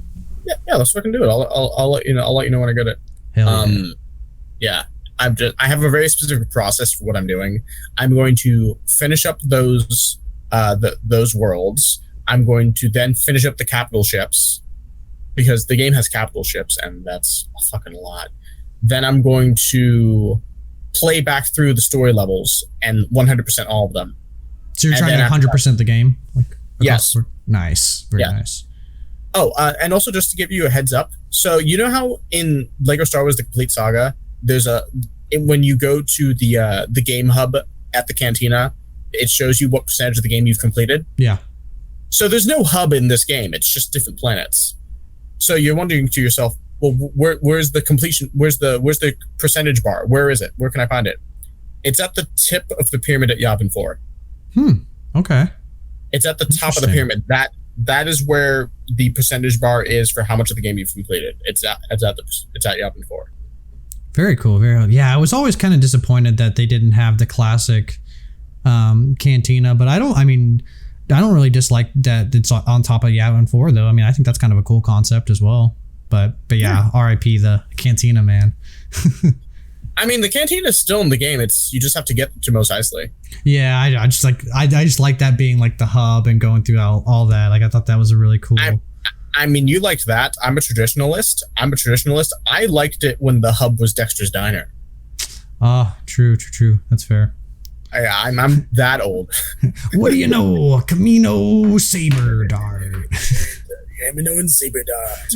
I've talked about Dexter's Jester so much recently, but also Dexter's Diner is in the game. You'll see in this new game. You'll see it when you get.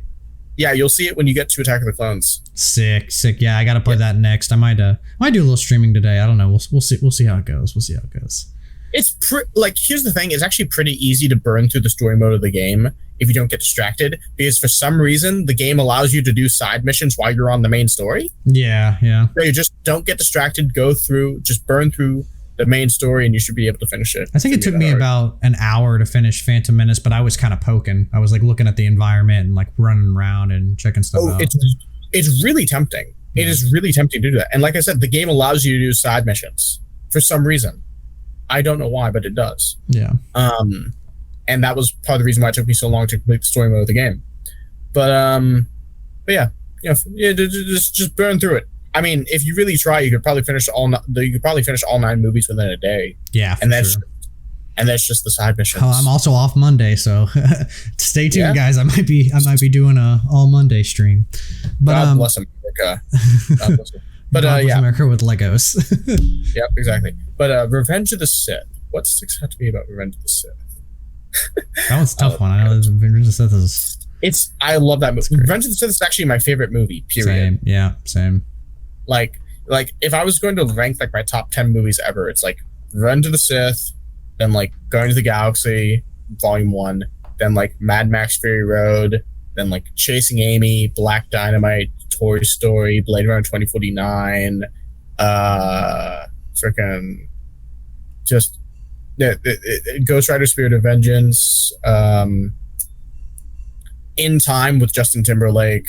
Yo, dude, so underrated. So underrated. Dude, I was rewatching that movie recently. It holds up. It's literally in my top 10 for movies. I saw that movie probably 6 times when it came out. I saw it in theaters. It just kind of swept under the radar. Like, I don't know why it did, because I thought the concept was really cool. Like, the concept and the story was really good. It's a really good concept, and I'm just really down with the environment, the story. Like, they've made a lot of movies about class warfare and class violence. That's one of the few ones I like. Like, out of every class-based movie they've ever made, and everyone I've ever seen, obviously, because I haven't seen every movie ever. But out of the class-based movies I've seen, there's only 4 that I like, just 4. There's In Time, The Purge Anarchy, Snowpiercer, and... I haven't seen that one yet. I heard it was good, but I haven't seen that one. Snowpiercer's really good. Like, Chris Evans does an amazing job on that movie. And then there's Elysium with Matt Damon. Is that the one where he has like a mech suit? Or he's like an... okay. Yeah. Same director as District 9. Really? Okay. Mm-hmm. Yeah. So right. Elysium's a really good movie. But anyway, Revenge of the Sith. I keep on getting distracted. Because like I said, it is my favorite movie, like, period. I also forgot Mad Max Fury Road. I love that movie. Oh, that's great. Very good. Very good. Mm-hmm. Yeah, but let me see. Revenge of the Sith. There's just so much great in that movie. I know it's hard to pick. I know when I ask people these questions about like what they're like, oh man, like there's so many things to pick. It's like hard to say. Like I'll get people like texting me like on Instagram and stuff like that. I'm like, oh man, I didn't even say this part about the movie. That was like so cool. There's just so much great about it. Yeah. I mean, there's like I could point to like the opening. Like I could point to like the opening space battle sequence, the interactions with Obi-Wan and Anakin as they're rescuing the Chancellor, because everyone says this and it's really true. That opening interaction between Anakin and Obi-Wan feels like their Clone Wars interactions. Yep. It's like Dave Filoni watched Revenge of the Sith several times, saw the chemistry between those two characters in those opening sequences because they have real chemistry at the beginning of the movie, like really good chemistry. And he said, I'm gonna make the Clone Wars like this, and it works. But there's that. There's freaking. I mean, there's all the deleted scenes where Bail Organa, Mon Mothma, and Padme are starting the Rebel Alliance, and also those scenes are canon, by the way.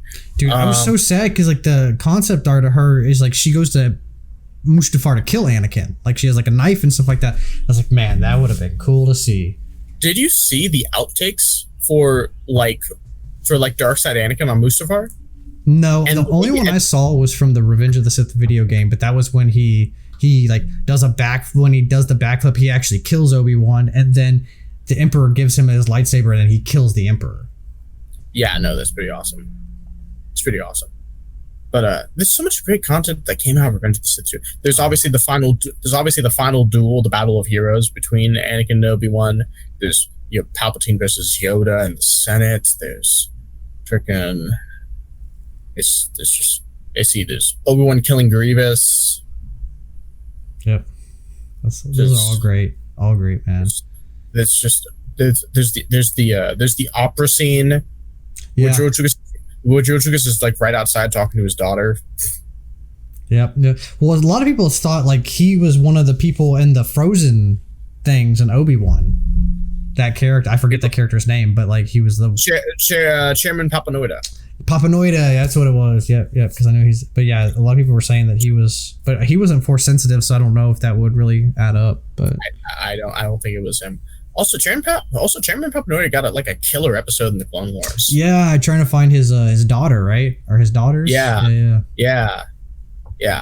Wait, it's just they gave it, so they gave him such a killer episode. Yeah, but it's good. But now there's obviously the opera scene. There's Order 66. There's just so much good about Revenge of the Sith. Oh yeah. There's Anakin betraying Windu for Palpatine. Yep.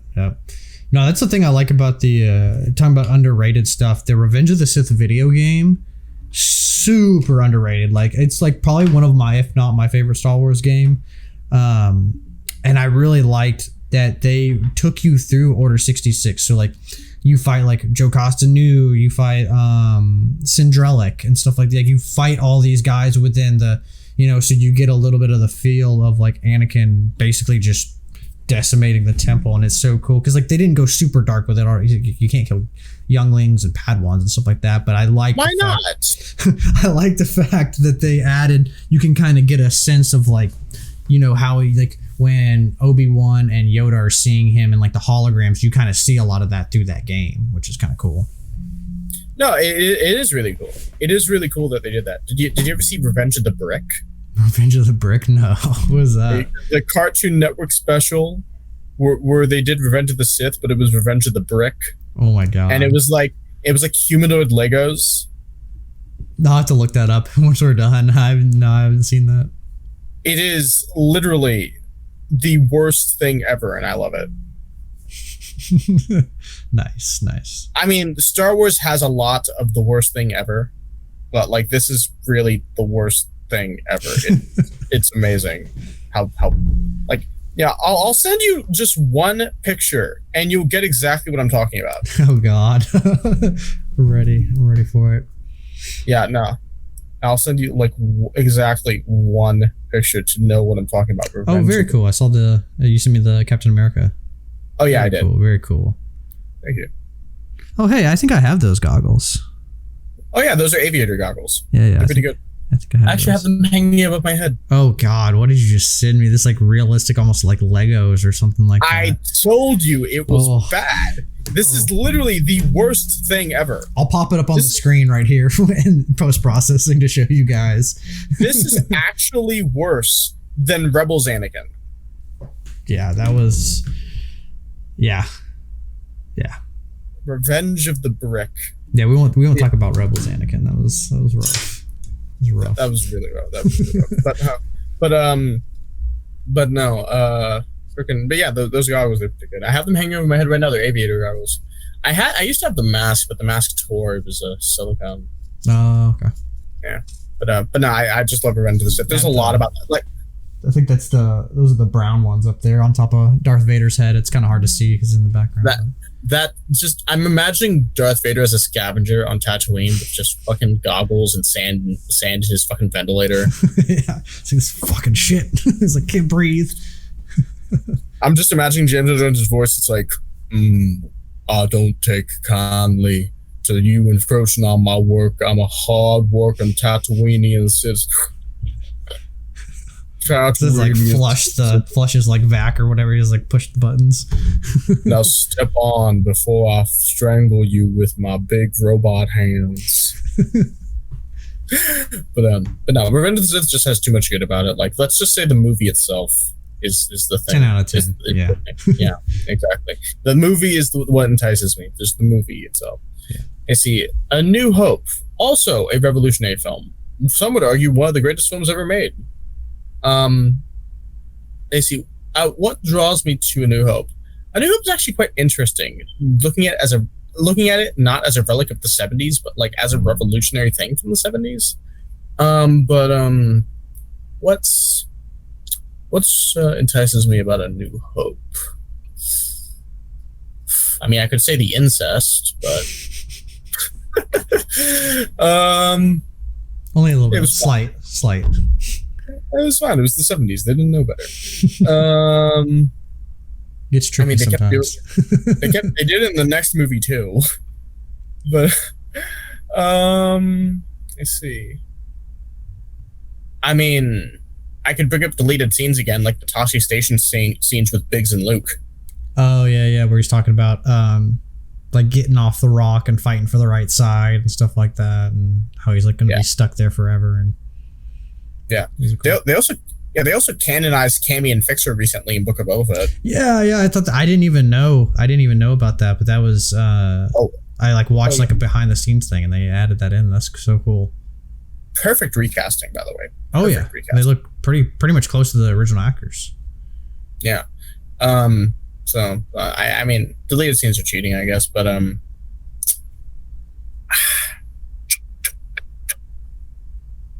oh, I got it. It's the scene with Vader and Tarkin talking, and Vader says he senses Obi-Wan. That scene. I love that scene. I love that scene a lot because it says so much without saying a lot. Tarkin's like, Kenobi, really? It was a tremor in the Force, one I have not felt since the last time I was in the presence of my old master. And Tarkin says something along the lines of, the Jedi are extinct. The Jedi are extinct, Lord Vader. Their light has been extinguished from the galaxy or something. Yeah, it's been extinguished. Yeah, extinguished from the universe. You, my friend. He says, "You, my friend, are all that is left of their religion," which ostensibly is true. Yeah. And I've always loved that interaction. I've always loved that line from Tarkin. You, my friend, are all that is left of their religion. Because it confirms two things. One, that Tarkin knows exactly who Vader is. And two, that he acknowledges that the relationship is one of mutual respect. Right. Yeah. Because I think at that point, the Emperor, like Thrawn, Obi-Wan, and Tarkin are like the only ones who know about Vader, right? That Vader's Anakin. And now Reva, but yes. Well, yeah, now Reva, but I'm saying before Obi-Wan, I think that was. Oh yes. And Yoda, I guess, but yeah. Now, I don't think even Bail Organa knew, because I don't think Obi-Wan confessed to Bail Organa what Anakin's Sith name was. No, I don't think so. I mean, unless it was said in some book or something like that, but like on screen, I don't think it was ever said. Yeah, and someone will probably say, well, what about that interaction where Bail Organa's adopting Leia at the Revenge of the Sith? And might I remind you that during that interaction, they're saying, I think they say specifically that they need to hide the children where the Sith cannot find them. They don't say Vader. I think they actually might say the Emperor, but they say the Sith, where the Sith cannot find them. Yeah. So yeah, it's just those guys. Those are the only guys that know. And Tarkin and Thrawn know because they both knew Anakin in the Clone Wars. Right. And because they're smart motherfuckers. Yeah, they're like Sherlock Holmes of the Star Wars universe. Yeah, they're really smart. They're big smart guys. Actually, I think Peter Cushing actually might have played Sherlock Holmes once. It wouldn't surprise me. He played so many things. He played Doctor Who. Yeah, that's freaking crazy. And before someone comes at me and says, "Oh, it's not Doctor Who, it's the Doctor." No, Peter Cushing played an American version of Doctor Who, whose character's name was actually Doctor Who, and who was a human scientist, not an alien. It was the 1960s. Things were weird. Yeah, dark times. Those were very dark times. Yes.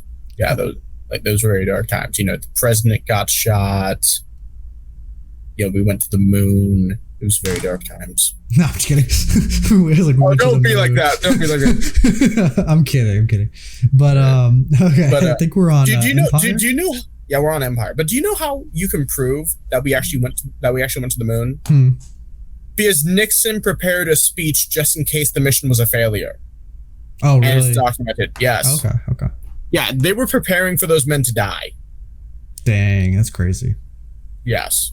Yeah, I always like to throw that in there. I think we went to the moon as well. I think that's a lot of silliness, but those conspiracies always crack me up. People still think that and stuff like that. You guys, it was a Stanley Kubrick thing.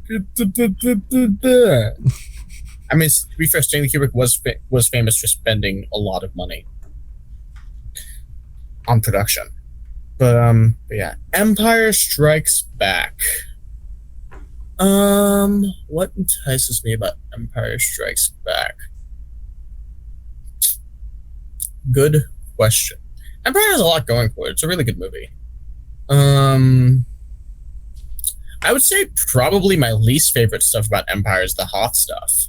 Really? Interesting. Yeah, everyone always talks about how great the Hoth scenes are, blowing up the AT-ATs, fucking going through Echo Base, fixing the Falcon, how cool it all is, and I'm like, it's no. I mean, Empire Strikes Back is a really good movie in terms of diversity of environments. I like the fact that, they have an Arctic setting and a swamp setting and a city setting. I think that's interesting. I just think out of those three, Hoth is the least interesting. I thought it would have been more interesting if they kept in that scene where Wampas are invading the base. Oh, yeah. That'd be cool. Yeah. Oh, which reminds me. So in that scene, C-3PO rips a warning sign off the door because there's Wampas behind there. Mm-hmm. That exact door and that exact warning sign are in the Skywalker saga. Really? Yeah. You when you're walking through Echo Base, you come across that door with the warning on it. You walk through it, and there's a Wampa in there. That's and funny. you have to get the Wampa out of the Echo Base. That's how you unlock the Wampa as a playable character. No way. That's cool. That's really cool. Yeah, but I love subtle references like that. I saw that when I was like, oh my god, they put in the deleted thing. I'm a fucking nerd. Hey man, I'm right there with you. It's all good. It's all good. Yeah, but let me see.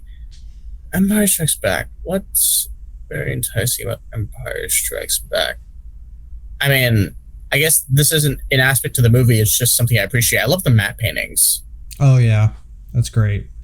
They did the things that they could do back in the day with what they had blows my mind. It's absolutely outstanding, truly. Just seeing the amount of detail and it makes you feel like it's real. It really does. But yeah, I just really appreciate that. I mean, there's the I am your father reveal, I guess, which is, it still hits hard to this day. Seeing that reveal, but I would say it's probably the moment where Han gets frozen in carbonite. That's the big thing for me. Very good scene. It's a very good scene. It's either that or the scene directly preceding it, when after Han gets tortured and he gets put in the cell, and Lando comes in and he's like, "Look, I'm sorry. Leia and Chewie will be safe. They're gonna have to stay here, but they'll be under my protection." That's a really emotionally complex scene because Lando has this entire city of people to think about, and he doesn't want to bow tail to the Empire, but his options are limited. But I like that scene directly after Han's torture and directly before him getting put in carbonite. Just the emotional complexity there.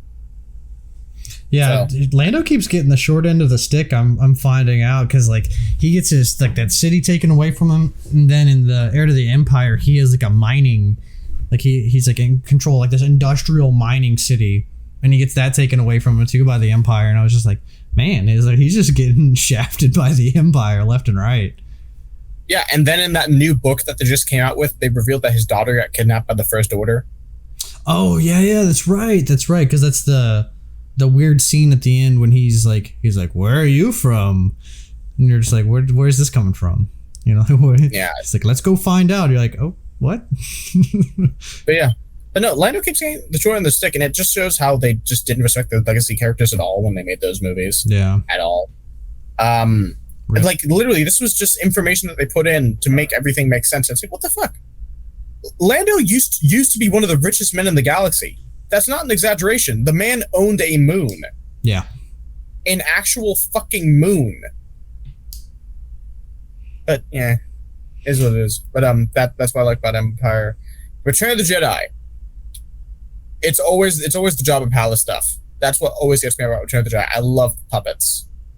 I adore puppets. Same. So I always love seeing the Jabba's palace stuff. That's what entices me to watch that movie. All the puppet stuff. Got Jedi Rock, man. Dude, I'm all about that lappy neck life. I don't know, man. Jedi Rock slaps too hard, bro. I don't care how hard it slaps. It can slap as hard as Will Smith for all I fucking care. I'm talking about fucking Lapty Neck. Lapty Neck, the original song sung by Sly Snoodles. That shit is amazing. Have you listened to Lapty Neck? Not in a long time. Dude, it is a really good song. I'm actually pretty sure they play that song at some point in the Skywalker Saga game. It's a really good song. Me, yeah. They put a lot of stuff in that game. But no, dude, Lapty Neck is legit. I actually have that song in my iTunes library. I wonder why they changed that, because they changed that one and then they changed the Ewok song at the end. It's the victory celebration, so Yub Nub. So here's the thing. I like Yub Nub. I think Yub Nub is a good song. The victory celebration feels more conclusive. It feels like a more conclusive. Yeah, it's a great bit of musical accompaniment by John Williams. And I think it conclusively ends that trilogy as a triumphant victory for the rebellion. As for Jedi Rocks, I have no explanation for that. It doesn't make sense. It is what it is. I think George Lucas just thought to himself, this song sounds too much like a 1980s bop. I need to put in some feel good desert music for these desert people.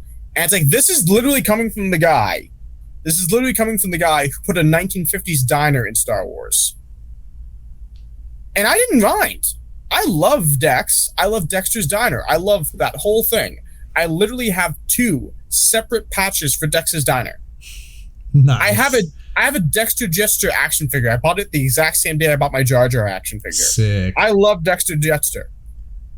And you're gonna tell me, you're gonna take out the most 80s thing in Star Wars. No, fuck that. Lapty Neck for life. I'm standing by that.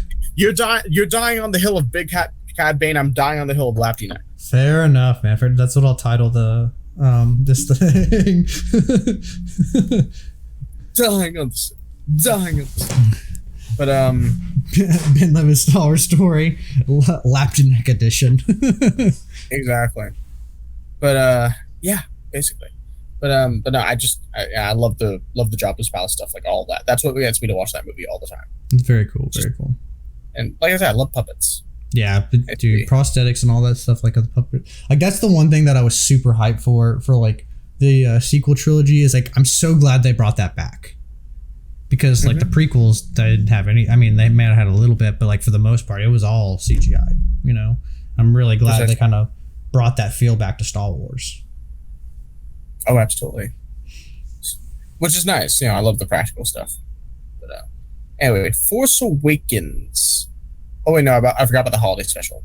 We could add the holiday special. Nice. I like the little smile that he does. I have it. That's what. I have my Discord image. It's like the Lowbacher or whatever the little one is, and he's just like, it's like smiling really weird. Oh yeah, I think it's Itchy. Itchy, yeah, something like that. That's his name. Mm-hmm. Yeah. Yeah, there's Itchy, Mala, and I forgot Chewbacca's father's name. Anyway, the holiday special. I mean, I could point to the cartoon. Everyone loves the cartoon, The Journey of the Faithful Wookiee. Everyone loves that cartoon, the holiday special. But you know, there's also Chewbacca's dad watching VR porn with Diane. I think it's Diane Carroll from Julia. That's pretty amazing. There's also B. Arthur singing as the owner of the cantina.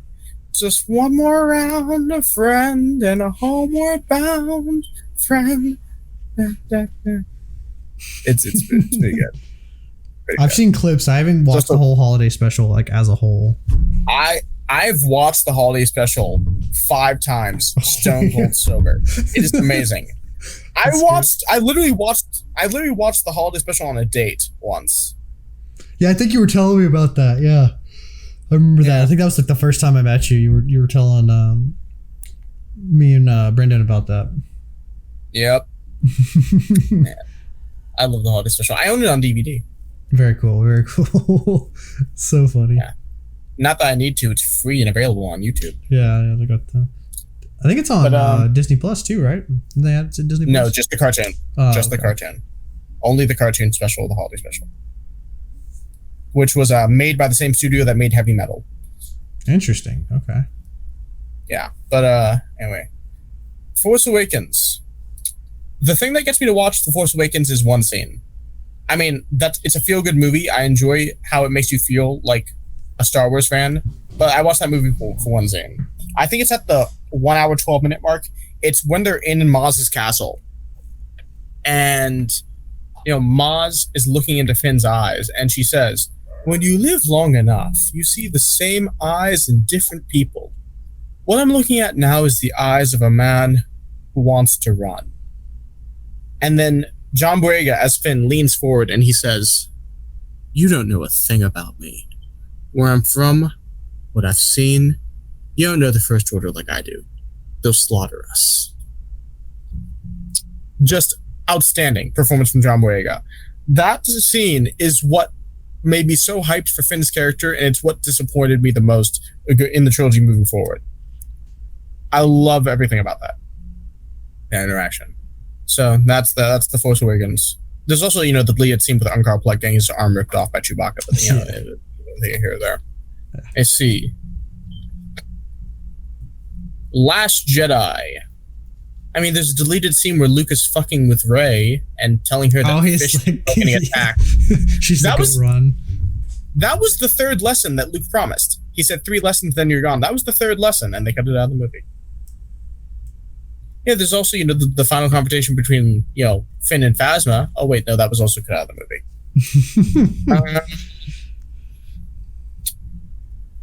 What sticks out to me about The Last Jedi? Or maybe just something that you thought was interesting, like if you don't have like a particular like moment, Like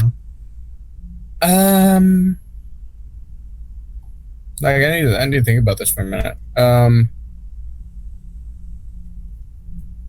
It's not any of that. It's definitely not that. It's Broom Boy on Canto Bite. I know. That's your favorite part. Broom Boy is a playable character in the game. Is he really? No way. Yep. That's crazy. Broom Boy is a playable character. Shit. Last Jedi. What would? Well, while you're thinking about it, I'll tell you my favorite scene from it. I actually really liked the Force scene where Luke's like reach out, and after obviously he like smacks her in the hand and stuff that I'm talking about, like when she actually reaches out. I thought that like the balance and the life and the death, like I thought the way that was shot, like I really liked how that scene was like. There's not very many moments in the sequel trilogy where I thought like I could feel the Force like through the movie, and that was like one of the points where I thought they really nailed down the Force, and I really liked how it was shot. That's fair. It's shot in a very interesting way. When you play that level in the game, it's actually quite interesting. Oh, really? Yes, but no, that's very interesting scene. So in The Last Jedi, I would say I'd say it's 2 things that stick out to me. One is the scene where Puppet Yoda is talking to Luke and telling him, stop being a bitch. His stick is better than bacon. Yep. Have you seen that? yeah. The Mad Libs. Yeah. My stick is better than bacon. Better than bacon. Yeah. I mean, I just love it for the novelty of the puppet alone. Yeah, puppet. For sure. But also, it's just a good scene, and it means a couple things. Like Yoda says, there's nothing in that tree that the girl Rey does not already possess, and that means 2 things. 1, that Rey doesn't need to learn the ways of the Jedi from Luke, and 2, that she already has the fucking books. Yeah, fair enough. But I like that, and I also like the scene where fucking shirtless Kylo is Skyping with Rey, because I think that scene actually says a lot more than people give it credit for. I mean, obviously it's funny because buff guy and small 19-year-old girl. It's like, he looks like a fucking square. He like literally looks like a square. She looks so fucking awkward in that scene. It's funny, but the reason I think that scene's interesting is one, like like you could tell Rey and Kylo have like a really like strong connection. That's why Kylo didn't blush at all when he was shirtless in front of her. He felt safe enough to be vulnerable with her, and that, which I think is interesting. And like this vulnerability is reinforced by the fact that he's confessing what Luke did to him. He's confessing what Luke did to him. You know, obviously we hear Luke's perspective later on, but he's confessing what Luke did to him. And then he has that line, which everyone hates, but it's actually a really good line. It sums up the entirety of Kylo Ren's ideology. You know, let the past die. Kill it if you have to. That's the only way you'll become what you need to be. Not only is this an interesting perspective, it's a fundamentally flawed perspective. This is a perspective coming from the antagonist of the movie. We're not supposed to agree with it, but we're supposed to understand it. Right. Mm-hmm. So I think that's pretty interesting. Very cool. Very cool. Okay. Rogue One. Just two things. Only two things. One, Vader hallway scene. Oh, great. Classic. Yeah. And two, this actually hyped me up when I saw the movie. I actually went to the Rogue One red carpet in Hollywood. Oh, cool. Yeah, when the movie came out. So I was there rubbing elbows with people. Great film experience. But I remember watching the movie at the premiere, and this scene hyped me up more than almost anything in the movie. It was the scene of the Hammerhead Corvette crashing into the Star Destroyer and pushing it into another Star Destroyer. Yeah, that was sick. I love that scene so much. It just, like the little thing pushing the big thing into another big thing. I adore it. Absolutely adore it. It's like what I love. And, you know, funny, this sounds weird. It reminds me a lot of this scene from fucking Roly Poly Oly. Shout out to Roly Poly Oly, man. Roly Poly Oly, man. Is this one scene with the fucking space pirate who's dragging planets into a black hole with a suction cup? Remind me a lot of that. I just love the scale. Nice. They did a similar thing in Rick and Morty when Rick is dragging Earth back to its own solar system using his ship. It has like a net around it. I just love the scale of big things dragging little things or big things pushing little things. I mean, little things pushing big things. I love it. So yeah, only do those two things. Solo, Star Wars story. I actually really like Solo. I think the thing that gets me the most when I watch Solo is the Sabacc scenes. Oh yeah, that's very cool.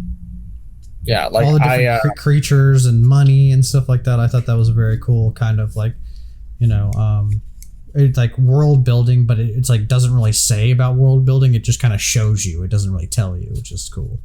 Oh yeah, I absolutely do it, and that's why I devoted my time to learning how to play that game. I have like probably like 8 or 9 custom Sabacc decks. Yo, that's cool. And I even have the original version of Sabacc that was played in Legends and then later brought into canon by Rebels. Very cool. I didn't even know there was 2 different ones. Well, according to canon, there's 60 different versions of Spock throughout the galaxy. Shit. Yeah. The more you know, I guess. Yeah. Different rules, different play styles. The basic concept of the game is always the same. You're drawing cards and trying to add or subtract. That's the basic play style of the game. I guess you could also count Pazak as a variant of Spock, I guess. And also Pazak is canon now. You see Pazak in The Mandalorian. Oh, really? Okay. Yep. But yeah, I just love the Sabacc scenes in Solo. I also like the Kessel Run. The Kessel Run's really fun to watch. Aside from that, that's about it. Okay, Rise of Skywalker. The most depressing movie I've ever watched. Quite possibly. There's moments of that movie I like. Things that get me to watch The Rise of Skywalker. No. Just like flipping through it. Nah. No. I mean, Boba Frick is cool. No.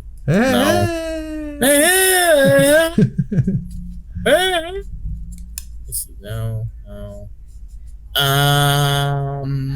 He's coming back. Apparently, he was like in the Ahsoka trailer, wasn't he, or something like that? Good for Babu Frick. That guy needs more recognition. Oh yeah. More Toy Story. I guess too. That's true. Okay. the stuff on Exegol, anything that happens on Exegol, I actually think is pretty cool. Yeah. I love the beginning scene where Kylo is just slaughtering motherfuckers on Mustafar, and he gets the Sith Wayfinder. I love that scene. Yeah, could have told us it was Mustafar though. Like, I don't want to like have to learn that it was Mustafar from like a book or something like that. Like, that did not look like Mustafar at all, and it's obviously because like Mustafar was like cleansed in the Vader Immortal game or whatever. But like, well, I didn't want to read a fucking book to understand about Jyn Erso's backstory in Rogue One. Fair enough. But here we are. Fair enough. I don't even remember what that book was called. It was Catalyst. That was what the book was called. But I like seeing Kylo Ren slaughter those guys. I like, you know, when the Emperor imitates the voices of Vader and Snoke. Yeah, that was cool. It's like, I've been every voice you've ever heard inside your head. Yeah, I like that. And you know, I adore it at the end of the movie when Palpatine absorbs the dyad energy from Rey and Ben, and he becomes, you know, Super Sheev. My thing is how did his clothes change? I don't care. Like, how the hell? So he absorbs their power. I mean, don't get me wrong. His outfit is like fire. Like, it's very, very good looking outfit. But I'm just like, he's so strong. The pathway to the dark side is many abilities some consider to be unnatural, like changing one of those clothes. Abilities. One of those abilities was, you know, having drip. That man had drip. I don't even care if it made sense. I hate the fact that Palpatine was the villain in that movie. I love the way he looked and I love the way he felt, because that was the Emperor. Oh, for sure, dude. When he's like force lightning the whole freaking fleet, I'm just like, goated, dude. Like, that's awesome. Yeah, it's fucking cool. It's just fucking shit up. Like, I love that. Until he dies the same way that he died in pretty much every other movie, but you know, he just keeps electrocuting himself to death. It's like that'll be it. That'll do it. He just shocks himself in the face. I don't know why he keeps doing this. Smartest man in the galaxy, but can't figure out force lightning, I guess. Dooku was able to. Well, then again, Dooku was older than Palpatine. Yeah, I guess so. Yeah, by the time he gets decapitated in Revenge of the Sith. Yeah, but I just kept. I loved that. I loved him reabsorbing that energy. I love the fact that his eyes are glowing. Oh yeah, that was cool. Amazing. It's aesthetically great, and I've just loved what he's wearing. The hint of red, so it harkens back to his style in the prequels. Mm-hmm. Just the hint of red, mostly black. I adored it. I adored his style. I loved the way he looked. I loved the way he felt. I loved that this was the Emperor. I just hated that they put him in the movie. Fair enough. Yeah. But I like watching that. I like watching Palpatine, you know, fucking shit up in that movie. Yeah, it's very cool. It's very cool. Very Plagueis-esque when they're like him and Plagueis are going and destroying worlds and stuff like that. It's like that level of power. Oh, it's absolutely outstanding. You know, it almost makes up for the fact that nobody in that movie got laid. The movie ends and nobody gets laid. It's sad. R.I.P. Rip. Yeah, nobody got laid. Dude, I guarantee at the end of Return of the Jedi, people got laid. I guarantee it. Han and Leia. Yeah, they got hitched after that. You know, it's canon now. They have their honeymoon on the Star Cruiser. We know Anakin was slapping cheeks. Oh, always. Yeah. But yeah, no one got laid at the end of that movie. It was sad. The final question that I have for you, and I always love this question because everybody has something different. If Lucasfilm called you up, like, Ben, we need an idea. It can be a book, video game, movie, whatever it is, but we need an idea from you. What would you pitch them? If Lucasfilm called me up tomorrow and this sounds derivative as fuck, but I really think they should do this. Make good on George Lucas's Underworld show that he was planning in 2006. Oh, that would be cool. I would tell them, go back to that basic concept, clean it up, get rid of the ridiculous shit, and then just make that Star Wars Underworld show that everyone's been asking for. Because that's what everyone's been asking for. They want to see the smugglers and the bounty hunters and the criminals and the sleazy assholes. So who would you want that show to follow? Because I don't know a whole bunch about the show. I don't even know if the show we knew who was going to follow. What would you personally want to see take place within the underworld show? Like, who would you want to be the main character? That's a really good question. Well, first of all, I'd have to think about whether or not I want it to be set in the prequels or the original trilogy era, or somewhere in between. Probably somewhere in between would be easiest. I think it'd be cool to kind of see a transition, maybe like pre-Revenge of the Sith to how it turned into, because like the Emperor made that the capital, like he brought all the stuff there, so maybe seeing that transition would kind of be cool. Yeah. Who? I mean, it'd be nice to see like it would be nice to see like a 20-something-year-old Boba Fett get his reins on Coruscant. That'd be cool. That'd be cool. It'd be nice to see the return of Aurra Sing. We could see the construction of IG-88. Oh, that'd be cool. So you would kind of want it to maybe consist of more of like bounty hunter-esque characters, which I think that was one thing I was hoping for Book of Boba, and I still think would be like, give us all these classic bounty hunters that you see in what is it? It's in Empire that they show all the bounty. Like, give us all the classic bounty hunters, show them like coming up in the streets, of Coruscant. Exactly. Yeah, I would agree with that. Either make that show, or make either make that show, or make some sort of like, just something bloody, I guess. Fair enough. I'm a simple guy, but I would prefer the Underworld show, something gritty and dark. Obviously, you could still tell that Star Wars, but I want to see the pain in the galaxy, because it's a big galaxy. There's people that are suffering. I want to see that. Definitely. I think that was the great thing about the Clone Wars, right? Is that the Clone Wars showed how big the galaxy was and how crazy that this war had expanded and infected every world, So I agree with you. I think that'd be cool to see.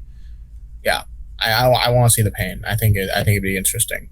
Either that, or make the fucking Old Republic movie. Fair enough. That would be also very cool. Or call up Zack Snyder. That way he can quickly retcon his current production into a Star Wars movie. Because I'm not sure if you realize this, Zack Snyder is currently making a sci-fi movie called Rebel Moon. And the movie is based off of his unused Star Wars script. Interesting. Okay. Just with new characters and... Yeah, he's just changing up the characters and the settings. That way it isn't, copyright infringement. Right. Wow, I look forward to that. That sounds cool. Yeah, he started filming it like 2 months ago. Oh, you cool. You can see some production photos of it. But he's making a fucking Star Wars movie. That's basically a Star Wars movie, and I'm excited for it. Very cool. Very cool. Well, thank you so much, man, for coming on. We've been talking for about 2.5 hours, or not 2.5, but 2 hours, 12 minutes. We got a decent time. Thank you so much for sharing this time with me and sharing your story with everybody. Why don't we do all your social medias one more time so the good people can find you? Got it. So once again, I'm on Facebook, Twitter, and Instagram. Mainly active on Instagram. I haven't actually touched Twitter in like 2 years, and I'm all the healthier for it. Yeah. Yep. But my handle on all three of them is at Benlividcosplay. You can find it in the doobly-doo. Oh yeah. But I'll have all the links down below. Yep. So, but yeah, follow me. I'll be there, shit posting or talking about Lego or talking about building Mando stuff. And feel free to message me anytime if you have any questions. I always have people coming at me asking me questions about Mando stuff, and builds, and I'm always happy to comply because the more Mandos we have, the more likely we can overthrow Lucasfilm. For the glory of Mandalore, man. For the glory of Mandalore. Let's go on a goddamn crusade. We haven't had a crusade in 7 centuries. We need a crusade. There we go. I just got to build my armor real quick, and then I'll be able to join. We'll take it. We'll go and take it. Yep. Sounds good. Mole and Abe, come and take them. Well, if you guys have made it this far in this video, thank you so much for watching. I appreciate you contributing to this crazy little Star Wars universe that I brought for you guys. And yeah, hit that like and subscribe button. That always helps out the channel greatly. And if you're listening to audio, I think it's only Spotify and Apple that you can leave reviews. But leave me a review. I love to see what you guys think of it, or if you want to see other stuff or have great ideas, like leave it in the comments. And there we go. So as always, may the force be with you, and I'll see you guys in the next video.